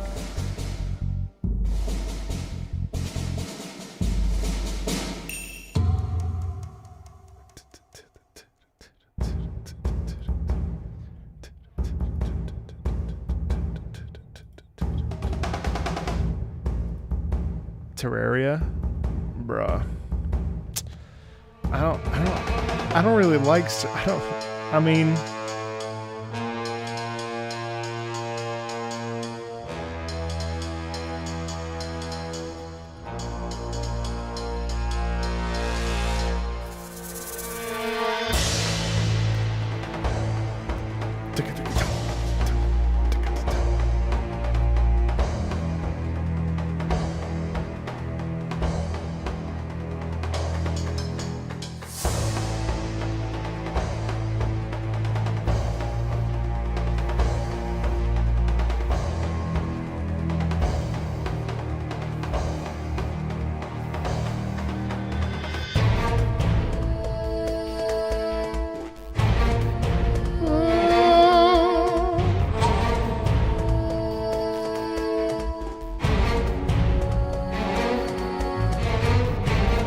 Oh, I love this.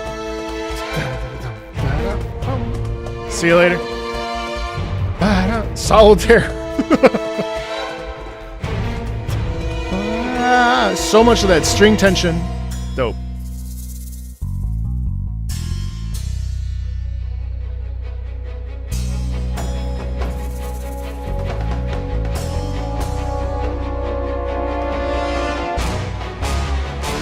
Nice. Bam, bam, bam, bam, bam.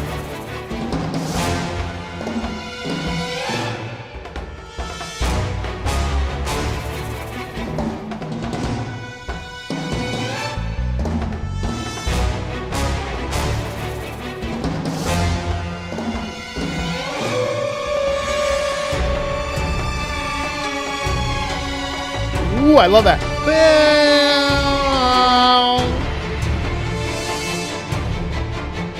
Child of Light? No, it's on my list. It's on my backlog, officially. Yeah! Love that.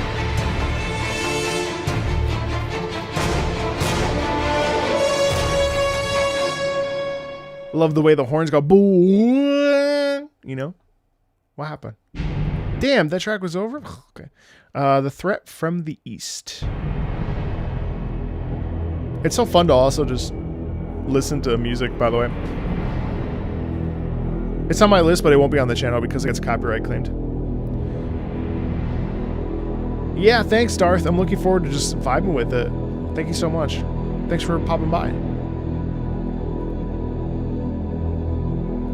For the record, like aside from the 5 tracks that I try to really like put my brain on for, there's something really special about listening to music for fun. Obviously as a person on YouTube and like I want to provide value, but you know, there is value I've learned, and also just like sitting back and like letting something wash over you and listening to something for fun.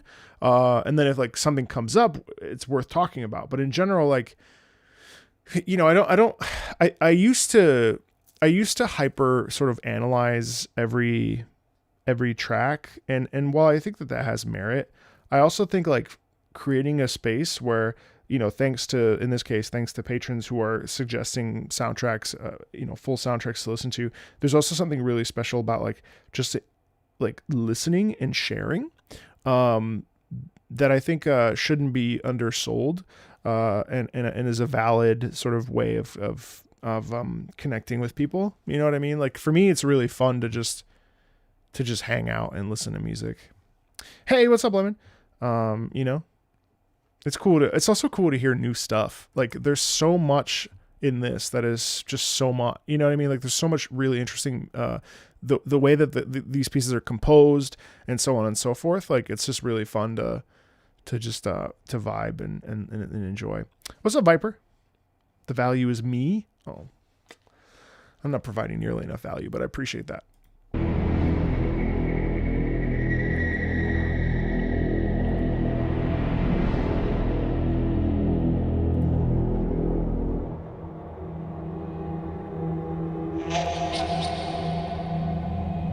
I am having fun.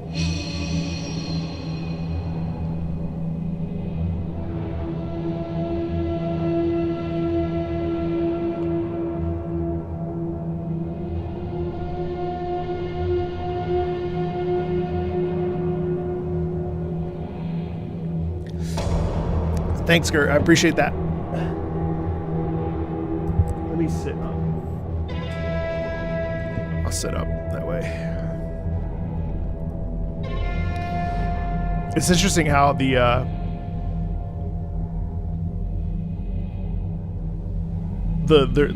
a propulsion in the sort of rumbling when the threat of the East comes in. Bum bum bum.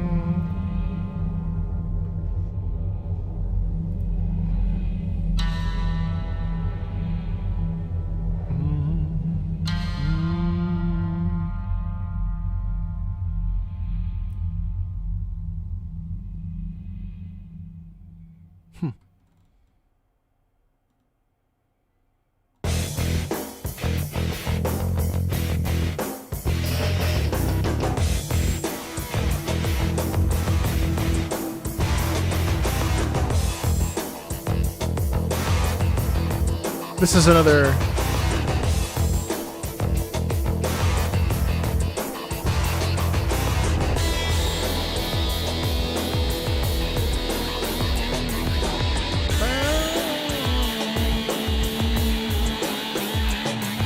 this is another battle track.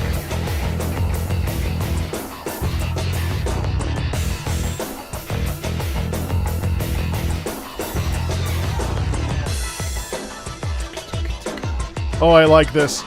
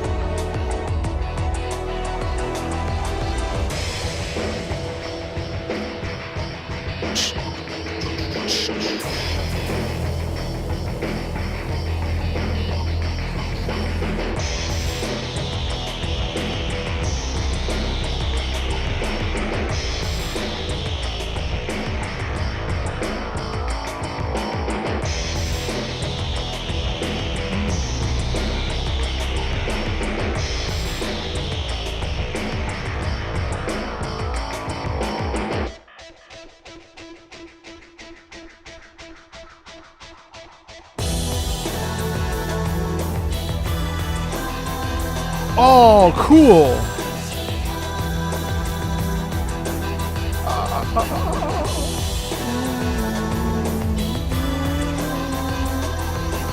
Oh, I love the mixing. Yeah, you're right. That's awesome. Don't worry, the credits are in the list. I'm not gonna miss them.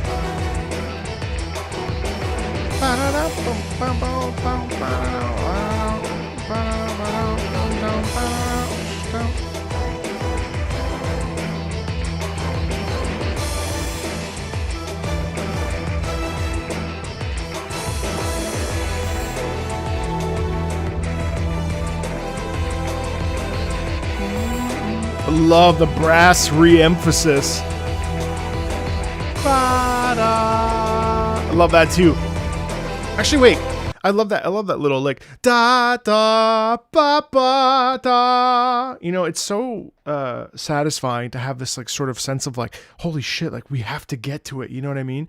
The brass in this has really surprised me throughout the whole thing. Honestly, it does have similarities to Ace Combat's music. Now, I think Ace Combat's music is a little bit more melodic, a little bit more lyrical. A lot of these tracks tend to be, well, obviously the style is fairly different, but I mean there are some distinct similarities that are really neat. But yeah, it's dope.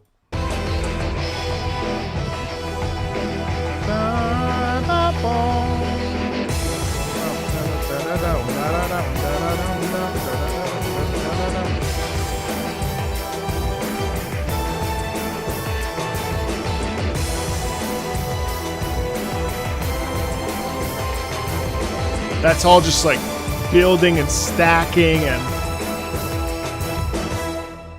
oh, damn. Okay, let sleeping dragons lie.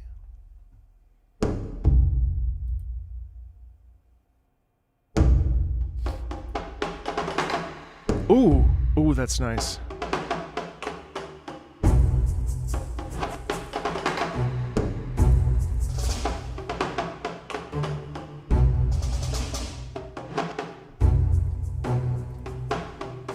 Boom, boom, bam, boom. Some really nice syncopation in there. I love syncopation.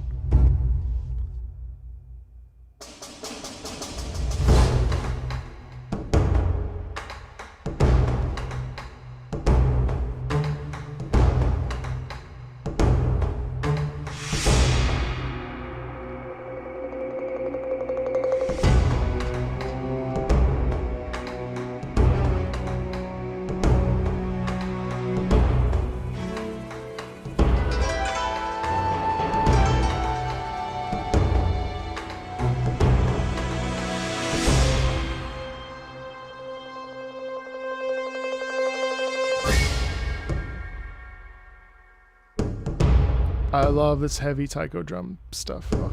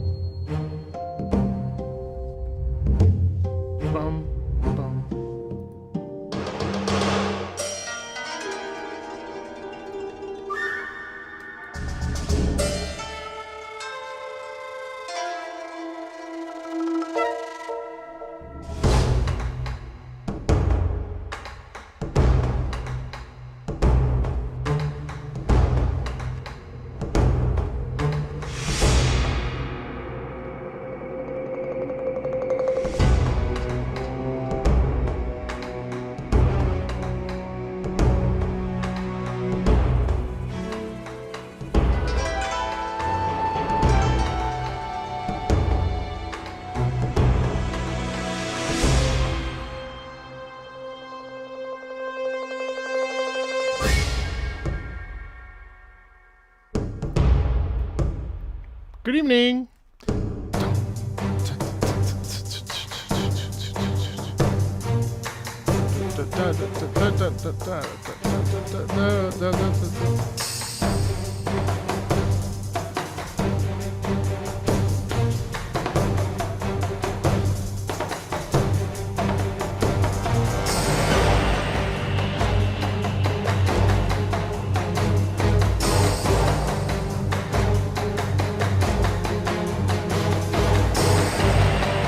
Love the heavy brass there. That's awesome.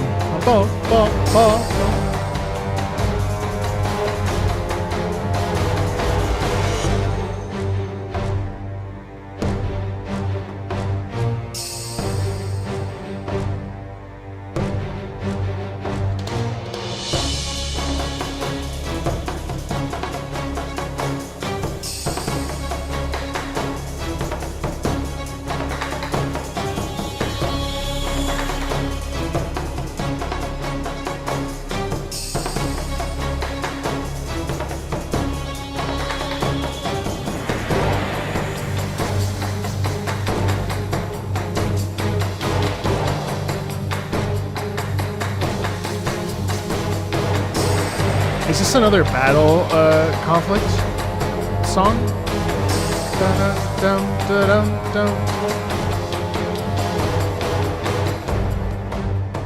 Could be.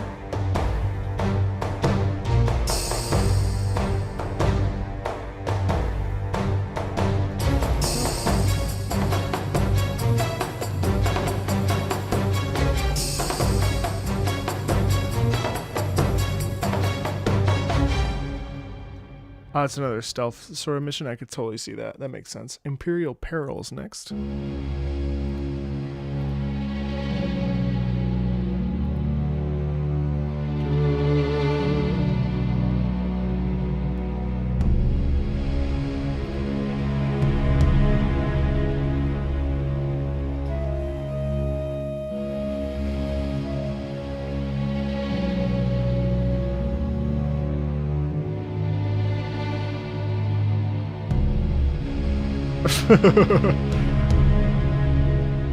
I really like the Japanese sound, yeah.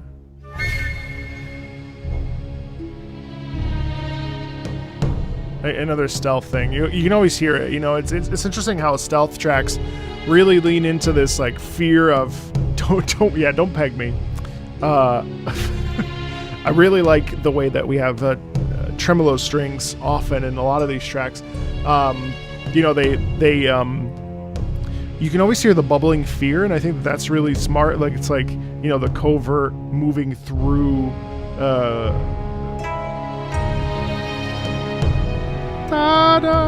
you know what I mean? The fear of being caught is always really obvious.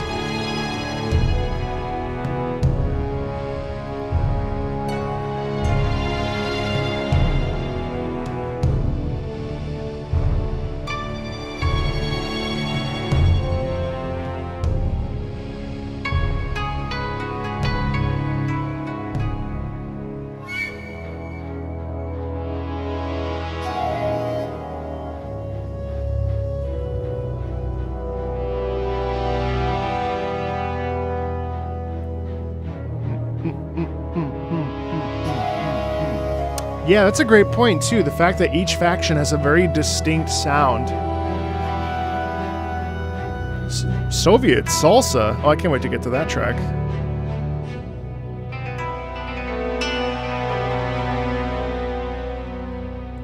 It's amazing how well this holds up. All right, a robot? Question mark.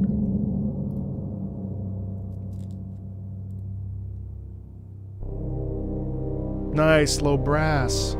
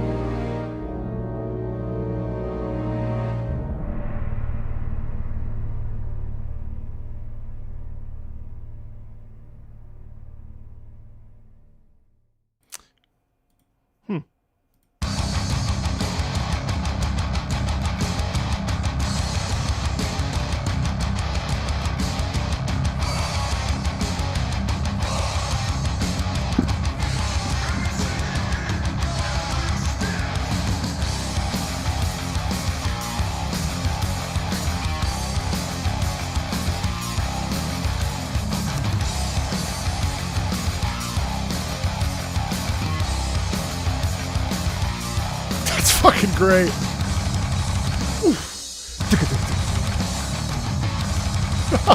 I like this.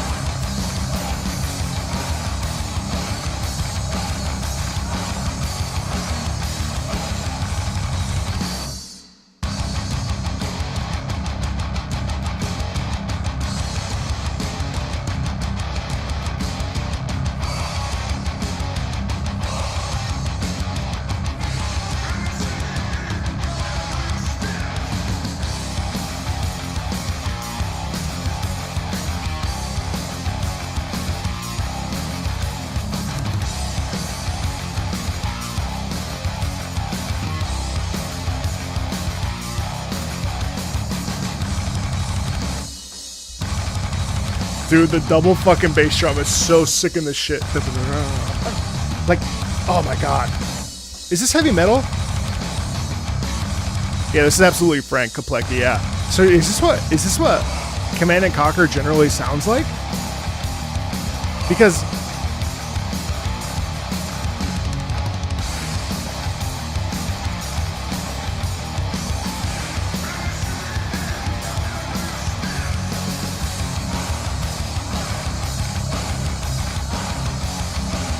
a red alert, okay.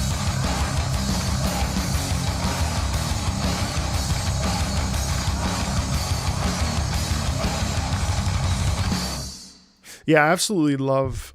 Well, okay, wow, okay, that's fucking awesome. I loved the double bass. I'm a huge sucker for double bass.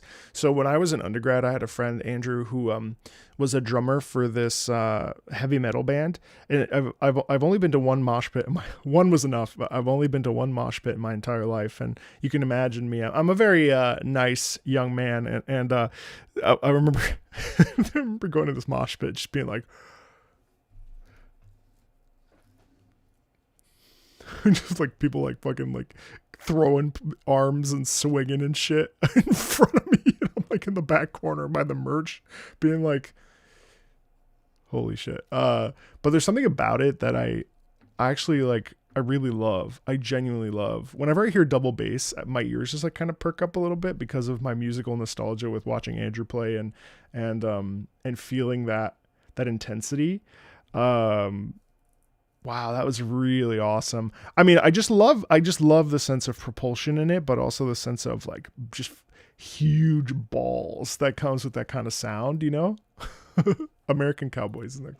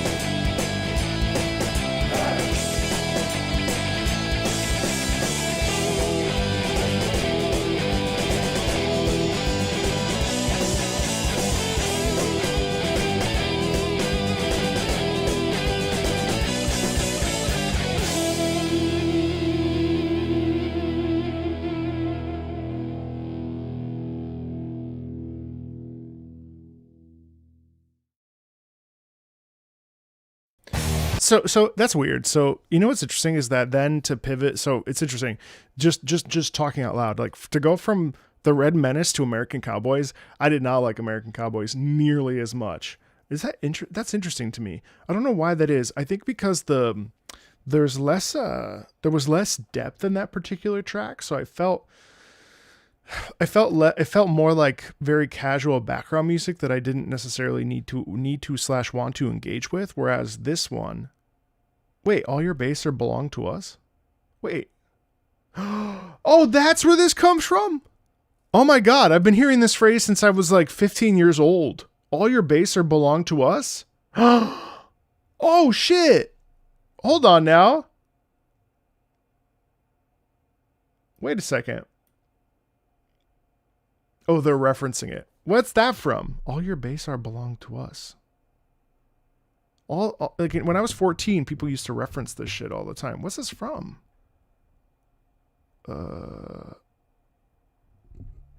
It's from another game, right? Zero Wing? Ah, okay. that meme is older than me. Listen, some of us. Well, how old are you? Ah, it's from okay.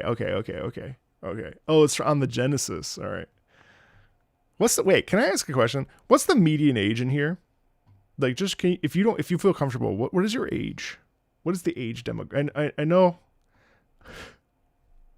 33, okay. 41, yeah, that makes sense to me. 33 makes sense to me. I saw 20. 23, wow, cool, okay. Some younger folks. 5, that makes sense. Why are you giving me your parents' money then? 21? 30s? You turn 33 as in today? Oh, Elio. First of all, you're about to be gommaged. Second of all, 18. Holy balls. Yeah, okay. So mid 30s. Yeah, I'm 37, so I was wondering. Let me just quickly, we have a birthday in here. I don't know how many of you guys have ever been on stream, but I need to do this. It's very important. Are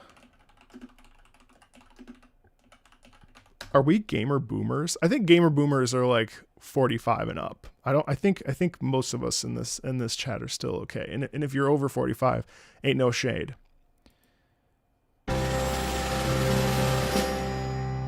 Happy birthday to you. Happy birthday to you. Happy birthday, happy birthday, happy birthday to you. Happy birthday to you. Happy birthday to you. Happy birthday, happy birthday, happy birthday to you. Oh. Happy birthday, Elio. Happy 33rd. Enjoy your mid 30s. COVID took mine away from me. I don't remember them. So oh, enjoy them while you have them. They're really fun. They can be fun. Actually, my 30s have been terrible, but hopefully your 30s are going well. Things have been pretty good. So your birthday is 9/29. My birthday is 9/18. Yeah, you're welcome. How much does it cost you to invite you to my marriage? You'd have to look at, depending on international travel or national travel. So at least $600 plus my fiance comes with me everywhere I go because she's my rock. So we're looking at about $1,000 there, probably round trip, depending on where it is. Then we're looking at hotel accommodations, probably like $250, $300 a night, give or take. I do require one king size bed since I'm 6'2". I do, let's see. And then as far as food and accommodations, we can probably cover that, but we were looking at least $150 to Uber there and back. And then oh man, gamer boomers were kids in the 80s, grew up with Super Mario. So they would be in their late 40s or early. Yeah. That's the appropriate, yeah. So like 5K, probably 3K comfortably. Thank you, Connie Money. You're in Russia? Oh, okay. Wait, hold on. If you're in Russia, let's reset. So if we're talking Russia, we're talking at least several $1,000s for flights. We're talking, yeah, at least. Well, здравствуйте, madame des bagam, as they say. A lot of Russians in the chat. Okay. Spasiba, one of your Russian comrades just told me that my singing was terrible in my recent cover video. I translated it. They no longer are able to enjoy the channel. They are hidden from the channel. They're not welcome. You talk shit, you get the boot. That's how it goes. What about Canada? Oh, that's easier. I don't support them. You're also from Russia. Oh my goodness. It's okay. That's awesome slang. Anyway, yeah, no, I was just curious about the general age demographic because I feel like RTS games tend to veer towards core millennials in their mid 33s to 30 to 40s. Just because of the age, you know, the gap. And every time I listen to RTS music, I really feel connected to my childhood, which is weird because, like I said, I've only played Empire at War, but, you know, I feel like the RTS genre in the early thousands, late 90s, early thousands was really at its like peak, and it's really incredible, you know? Incredible stuff. All right. All your base are belong to us. Yes, Felix, by all means. I never played StarCraft, no.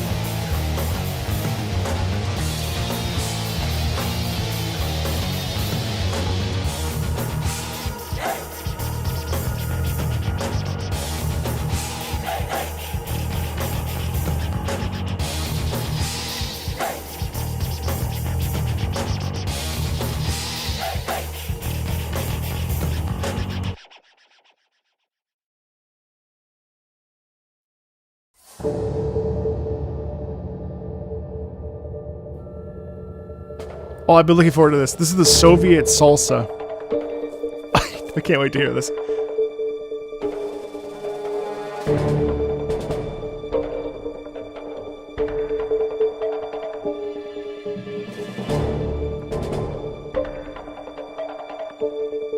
Yeah, I grew up with the first Age of Empires too.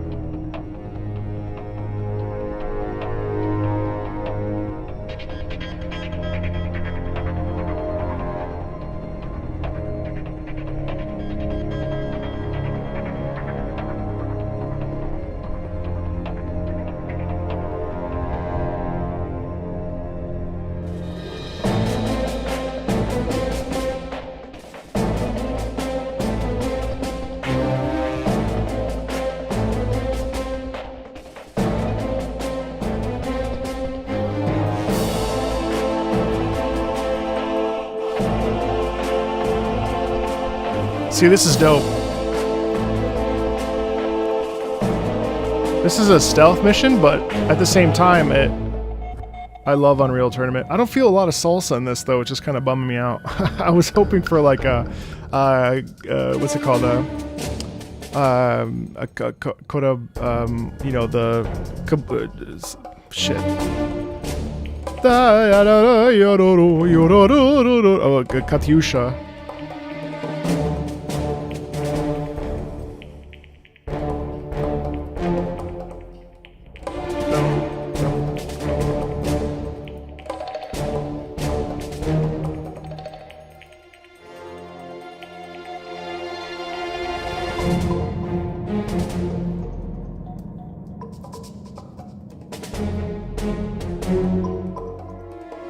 Yeah, yes. Korobe Jinki, yeah. Yeah, da, da, yeah, da, da, da. That's the, what the fuck? No castanets in Russia.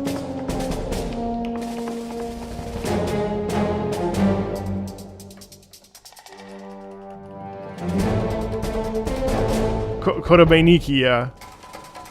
Some version of it.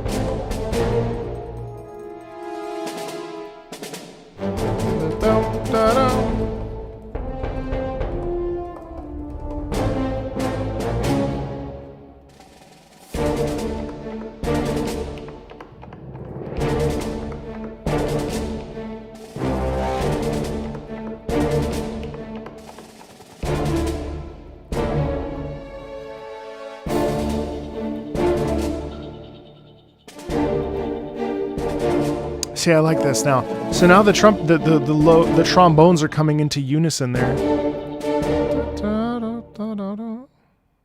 Oh, what? What the fuck? Why is this so short? That was 4 minutes? Okay, the world will bow before me. Ah.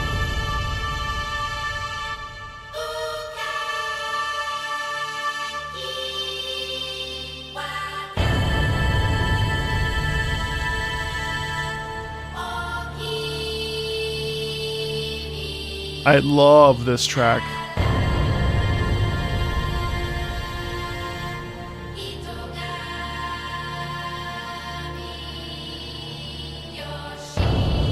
Yoshi.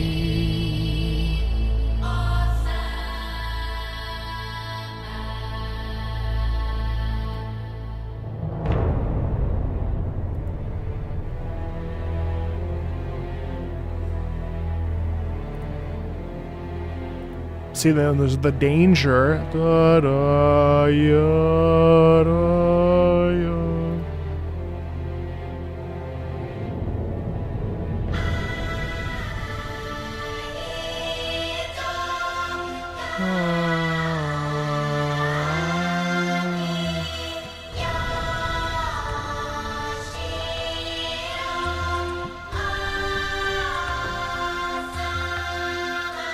Oh, wow.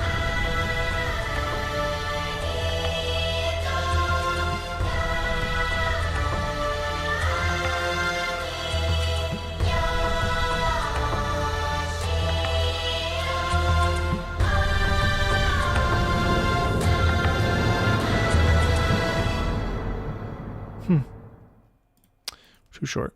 Too short. Way too short. Floating monstrosity. That's what my fiance calls me.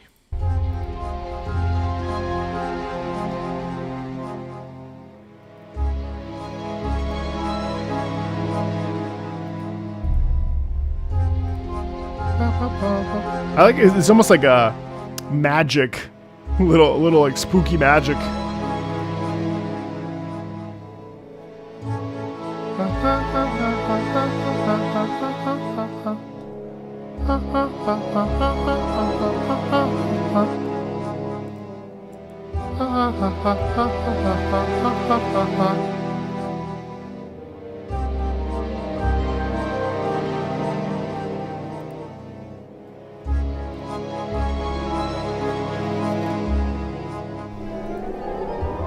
That's what I call myself. There's a little bit of Sekiro because of the natural quality of the sound. Yeah, yes, a little bit.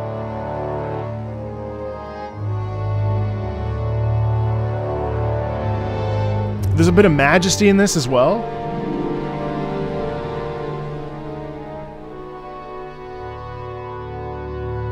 I haven't, no. I tend to avoid mods.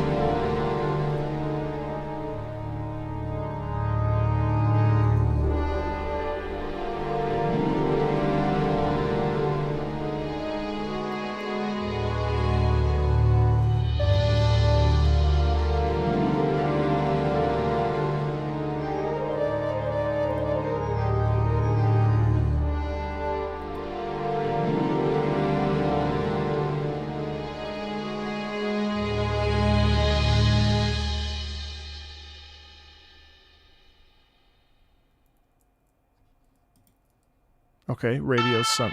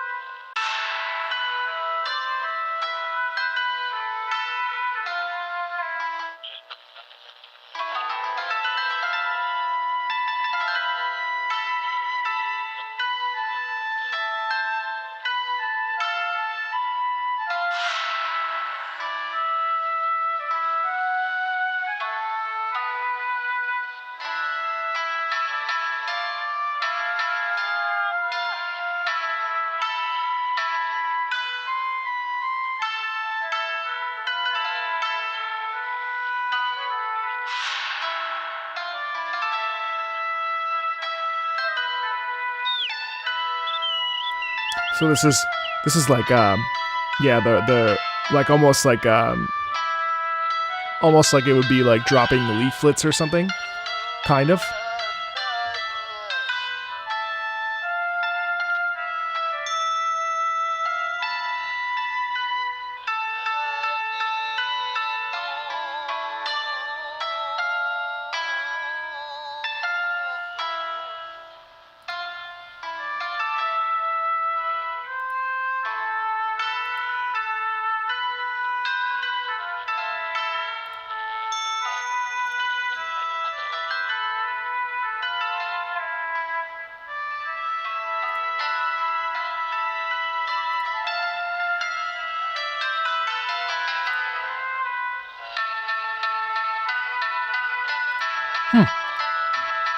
Kabuki, yeah, totally.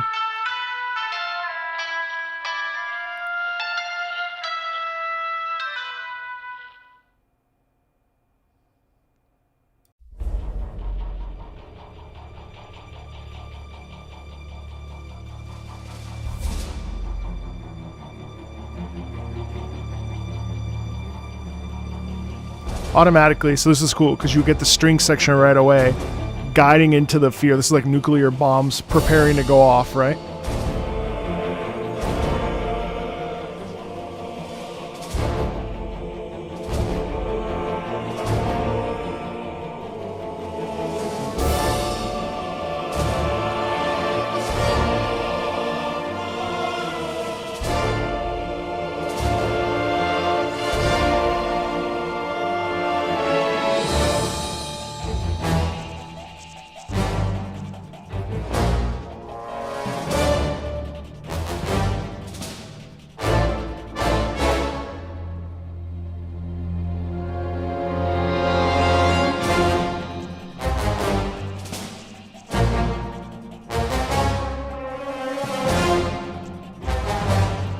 Love the very strong. That's cool. Strong, forceful trombones. Ba ba ba. Actually, reminds me of the Amazing Race main theme.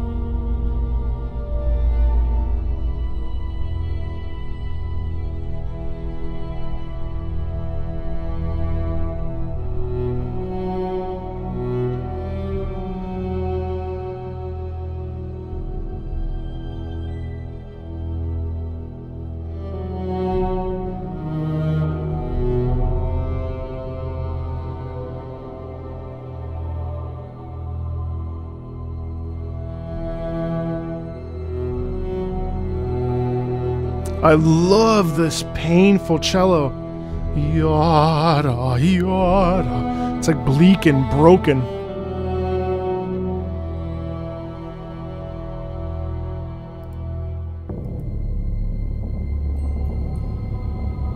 See, that's horror right there, you know?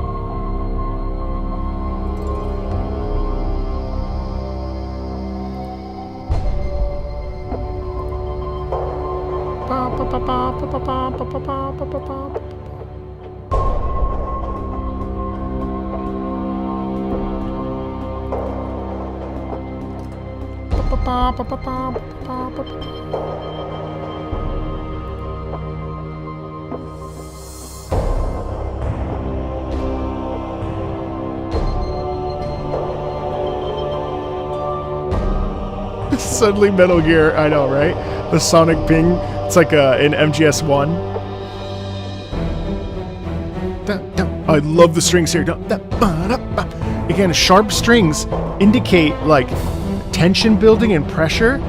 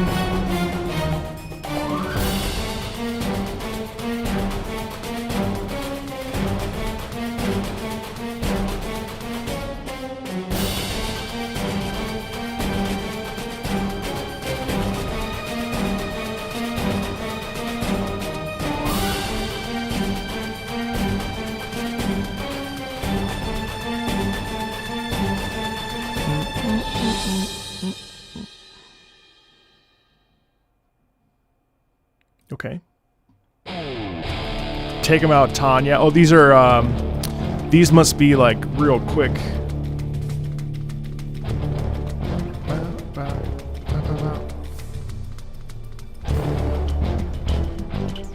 Yeah, 1,000,000%.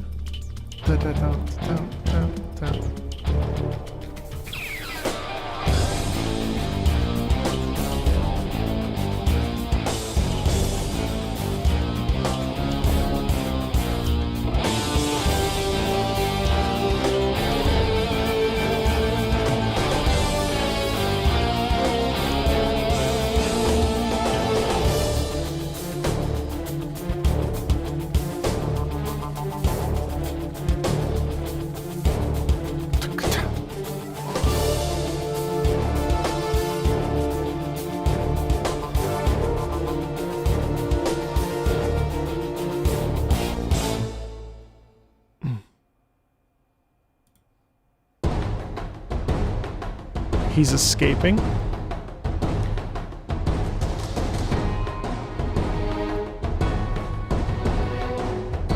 Love the tremolos up strings.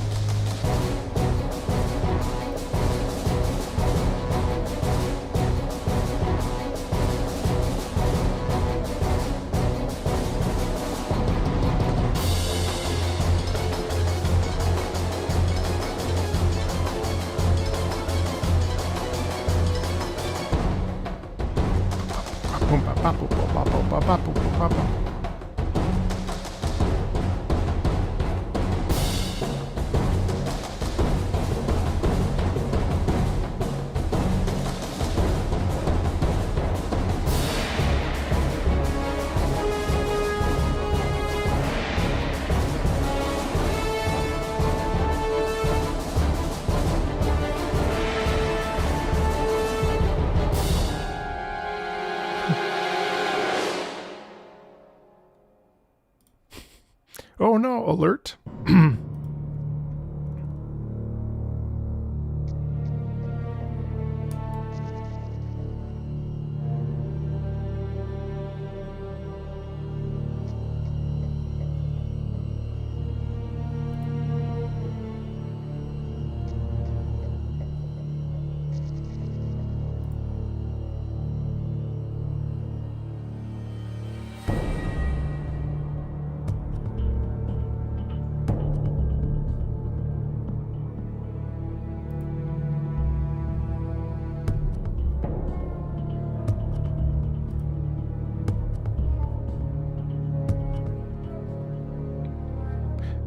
How can there be stealth missions in this game? I don't understand that.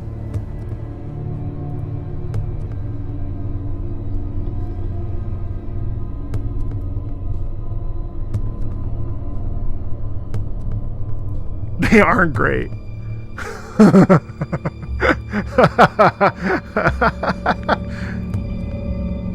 Oh, a fog of war, I see.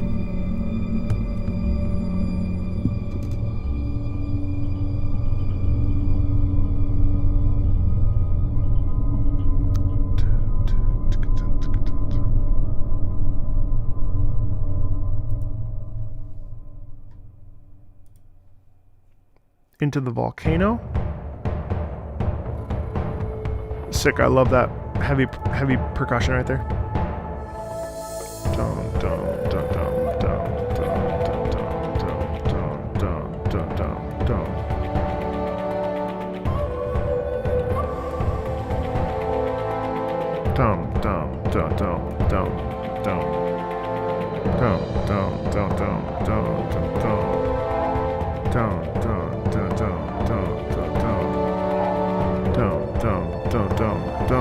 Love that.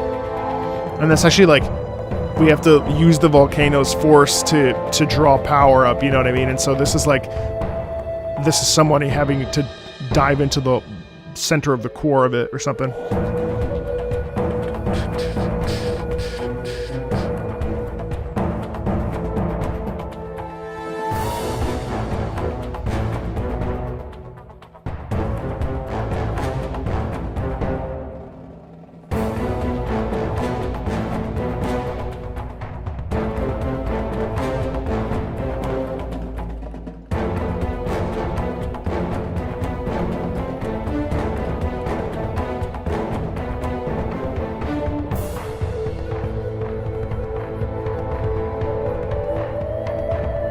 Oh, I love this flute.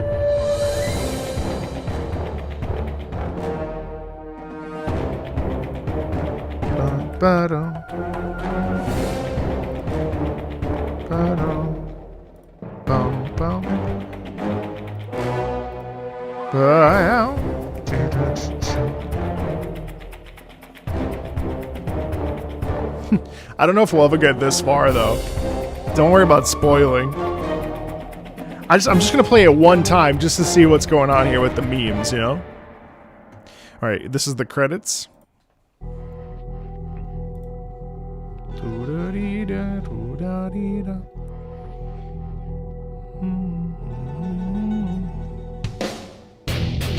Oh, fuck, yeah. Jump down, down, down. Down, down.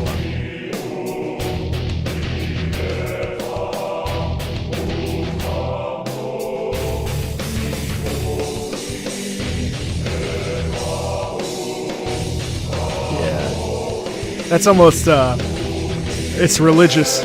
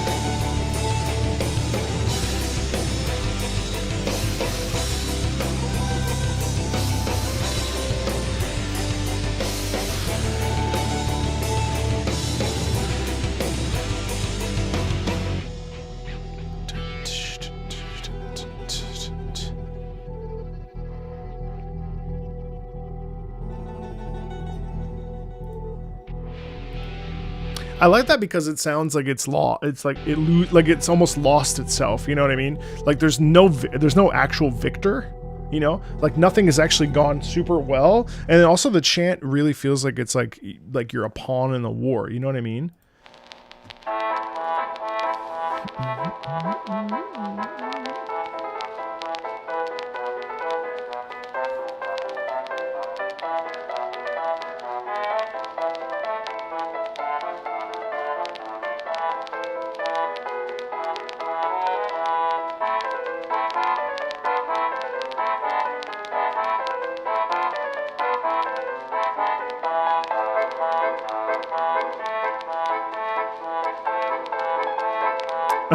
That's fun. So that's the march from the very beginning. I love this.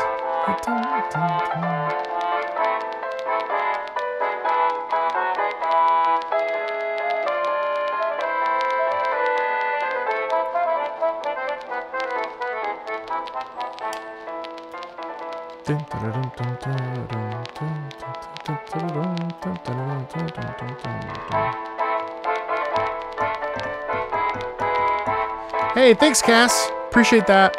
Thank you so much. That's so charming. You know, overall impressions, I have to say, are insanely positive. Like, this has really opened up my mind for just, I didn't, in truth, there's a certain part so for me mentally, like in general, when I think about music from the thousands and 90s, I don't really necessarily have nostalgia for it per se, because it wasn't necessarily at the forefront, or rather, like, I'm constantly moving forward because there's so many other things that are coming down the bend, right? And so I can admit to you that Command and Conquer, well, Red Alert, or any of them games really, have never really been on my priority list of things worth listening to and exploring. But having sat here with you for the last several hours, 2 hours and 45 minutes, what I've discovered is just how rich this music is. Now, did I like every track? No, absolutely not. But I really, for what I could be listening to for 2 hours and 45 minutes, this was awesome. And I feel like I came away with a better understanding of what I'm looking for in the sounds that I like, and what symphonic metal sounds like, and also what it means to mix classical chorus into some really, really terrific metal. I'm really looking forward to doing like a compare and contrast video of Hell March. I think that'd be really fun. Cause in some ways, listening to the remix of Hell March 1, I actually liked that more than Hell March 3. And then the Soviet March was so satisfying. And there were a bunch of tracks in here. Actually, all the tracks that Dark Lord had me analyze were actually the tracks that I really enjoyed. I mean, European Intrigue was really fun with the whole accordion bit of it. There was the Big Apple was kind of surprising because it had a little bit of that, like, it had a fusion element to it. I really liked Trouble in Mykonos, especially, and Enter the Shogun Executioner. Really like that. I really liked Imperial Peril. The Threat from the East, Imperial Peril. The Red Menace was really awesome. All Your Base Are Belong to Us actually ended up being a track I really enjoyed. And so it's cool because there's so much variety in this, even though I'd like to hear something like just of Frank Klepecki and explore what that music brings to the table. But overall, I'm really impressed by what I heard. I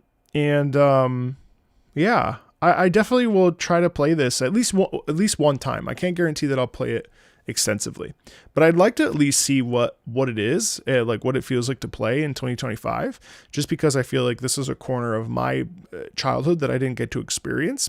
So in that regard, I kind of take it pretty seriously. So I think when I get back from my trip, I'll have a bunch of time looking ahead before the Switch 2 and before I really dive into Wind Waker, that I would like to spend one stream, just if you guys want to hang out and be a part of it, like just kind of fiddle with it and play it. And I I really enjoyed listening to this, and I wanted to just give a huge shout out, and I hope all of you don't mind also just saying thank you to Dark Lord. You know, this tier of the Patreon is not cheap, and because we're listening to an entire soundtrack, you know, a max of 3 hours worth of music, and every month. So I really just wanted to give a shout out to Dark Lord for picking something that was really neat. So really thank you, because you know it can be sometimes, depending on the type of music, it can be kind of painful. So I really appreciate just how good that was. I feel like I really learned something about like a classic game. So just thank you so much, and thank you all for hanging out and watching this. I really didn't expect so many of you, to be honest, but I'm really pleased and thrilled, and yeah. I'll talk to all of you super soon. All right, tomorrow we're going back into Armored Core 6 during the day. And then I have a sponsor stream for a game called Immortal, which is a mobile MMORPG. We love our sponsored streams here. We can get them. And I just wanted to say thanks so much. All right. Thank you so much. Also, next week, we will be having a lot of soundtrack listens next week. I'm all going to put all of them kind of in one week. I have about 5 to listen to. So thanks a ton, everybody. I'll talk